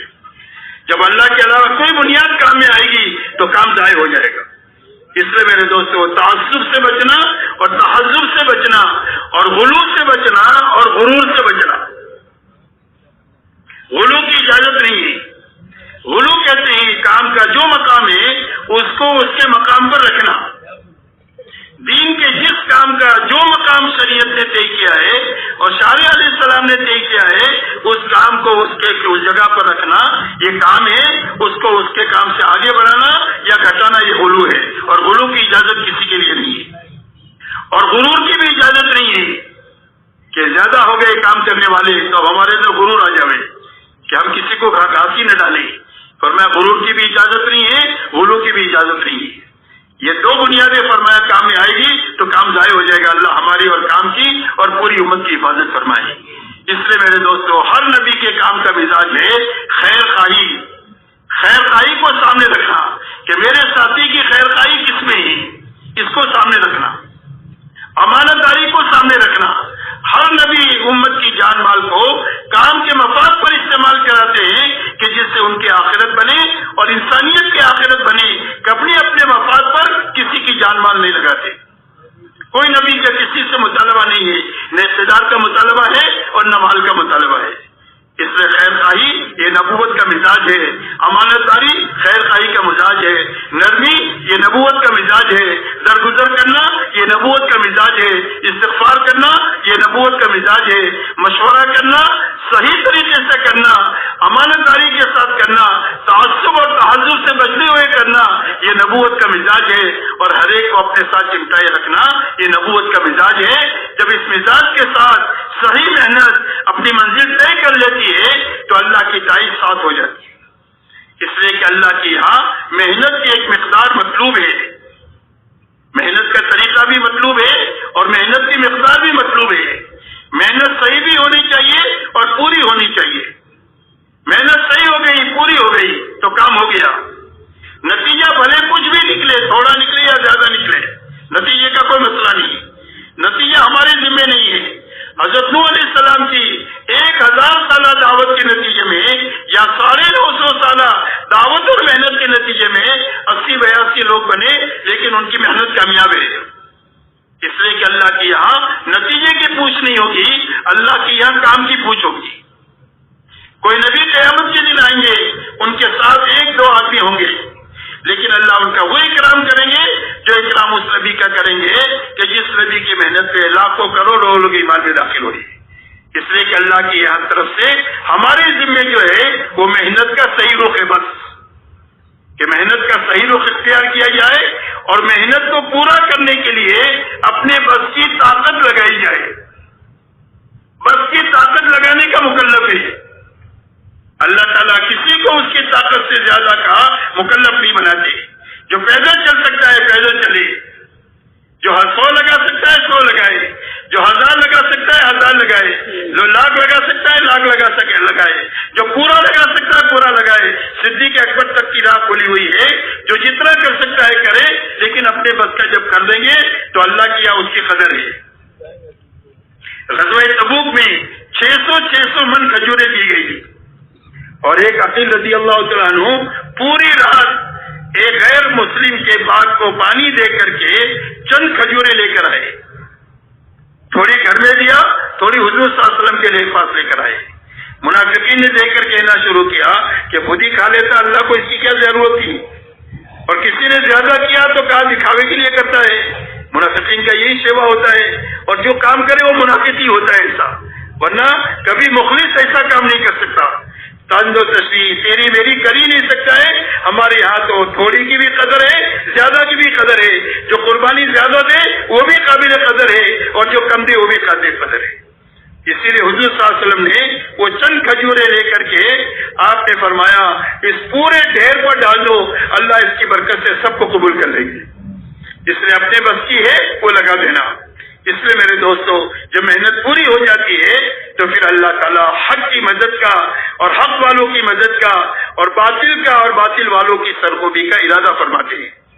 اور اللہ جب ارادہ فرماتے ہیں تو اپنی مخلوق میں سے کسی ایک مخلوق کو استعمال کرتے ہیں، اس لیے کہ ساری مخلوق اللہ کی لشکر ہے۔ وما یعلم جنود ربک الا هو، کہ سارے اللہ کے لشکروں کو اللہ کے سوا کوئی نہیں جانتا کہ اللہ کسی کی تائید کریں گے تو کیسے کریں گے، اور اللہ کسی کی پکڑ کریں گے تو کس کی پکڑ کریں گے، اللہ کے سوا کوئی نہیں جانتا۔ اسی لیے اللہ تعالیٰ نے پوری دنیا کی اور ان کی تمام طاقتوں کے مالکوں کی اور پوری دنیا کی ساری مادیت کی اللہ تعالیٰ نے پول یہ کہہ کر کھولا ہے کہ پوری دنیا کی ساری جتنی مادیت ہے اللہ کی نگاہ میں یہ فرمایا کہ اگر یہ مچھر کے پر کے برابر بھی ہوتا تو ہم کسی بے ایمان کو ایک گھونٹ پانی نہیں پلاتے۔ پوری دنیا کی مادیت جس شکل میں بھی ہے اللہ کی نگاہ میں اس کی حیثیت ایک مچھر کے پر کے برابر بھی نہیں ہے۔ اور اللہ تعالیٰ نے پوری انسانیت اور ان کے تمام تر وسائل اور ان کی طاقتوں کا پول اس طریقے سے کھولا ہے کہ مثل الذین اتخذوا من دون اللہ اولیاء کمثل العنکبوت اتخذت بیتا وان اوہن البیوت لبیت العنکبوت۔ اللہ جل شانہ فرماتے ہیں ان لوگوں کی مثال کہ جنہوں نے اللہ کے علاوہ کو اپنا دوست بنایا، اپنا مشکل کشا سمجھا، اپنا حاجت روا سمجھا، اپنے مسائل کے حل ہونے کا یقین ان اسباب اور وسائل کے ساتھ جوڑا، اللہ فرماتے ہیں ان کی حیثیت ہمارے سامنے مکڑی اور مکڑی کے جالے کی سی ہے. اور یہ فرمایا کہ گھروں میں سب سے زیادہ کمزور گھر جو ہے یہ مکڑی کا جالا ہے. اللہ فرماتے ہیں ساری انسانیت اپنے تمام تر وسائل کے ساتھ ان کی حیثیت ہماری نگاہ میں مکڑی اور مکڑی کے جالے سے زیادہ نہیں ہے. اس لیے میرے دوستوں پوری دنیا مل کر اللہ کا تو کیا مقابلہ کریں، پوری دنیا مل کر اللہ کی ایک چھوٹی سی چھوٹی مخلوق کا مقابلہ نہیں کر سکتے. اللہ تعالیٰ اگر ہوا کا ایک جھونکا چھوڑ دے تو پوری دنیا مل کر اس ہوا کے جھونکے کا مقابلہ نہیں کر سکتے. پوری قوم آج جو کہہ رہی تھی من اشد منا قوہ، ہم سے زیادہ طاقتور کون ہے، پوری قوم مل کر اس ہوا کے جھونکے کا مقابلہ نہیں کر سکا. اور اللہ تعالیٰ نے پوری قوم کو زمین پر ایسا لٹا دیا جیسے کھجور کے لمبے لمبے تنے پڑے ہوتے ہیں. یہ ساری ترقیات کے باوجود ایک ہوا کی جھونکا کا مقابلہ ساری دنیا مل کر نہیں کر سکتی. اللہ پانی کا ایک ریلا چھوڑ دے تو پوری دنیا مل کر اس ریلے سے اپنے آپ کو بچا نہیں سکتی. آپ یقین مانو اگر اللہ تعالیٰ پانی کو سرکش بنا دے. ہمارے شہر میں ایک مرتبہ 6 گھنٹے کی بارش ہوئی، 2 بجے سے لے کر شام کو 8 بجے تک اتنی زبردست بارش ہوئی کہ اس بارش کے نتیجے میں پورا شہر پانی میں ڈوب گیا.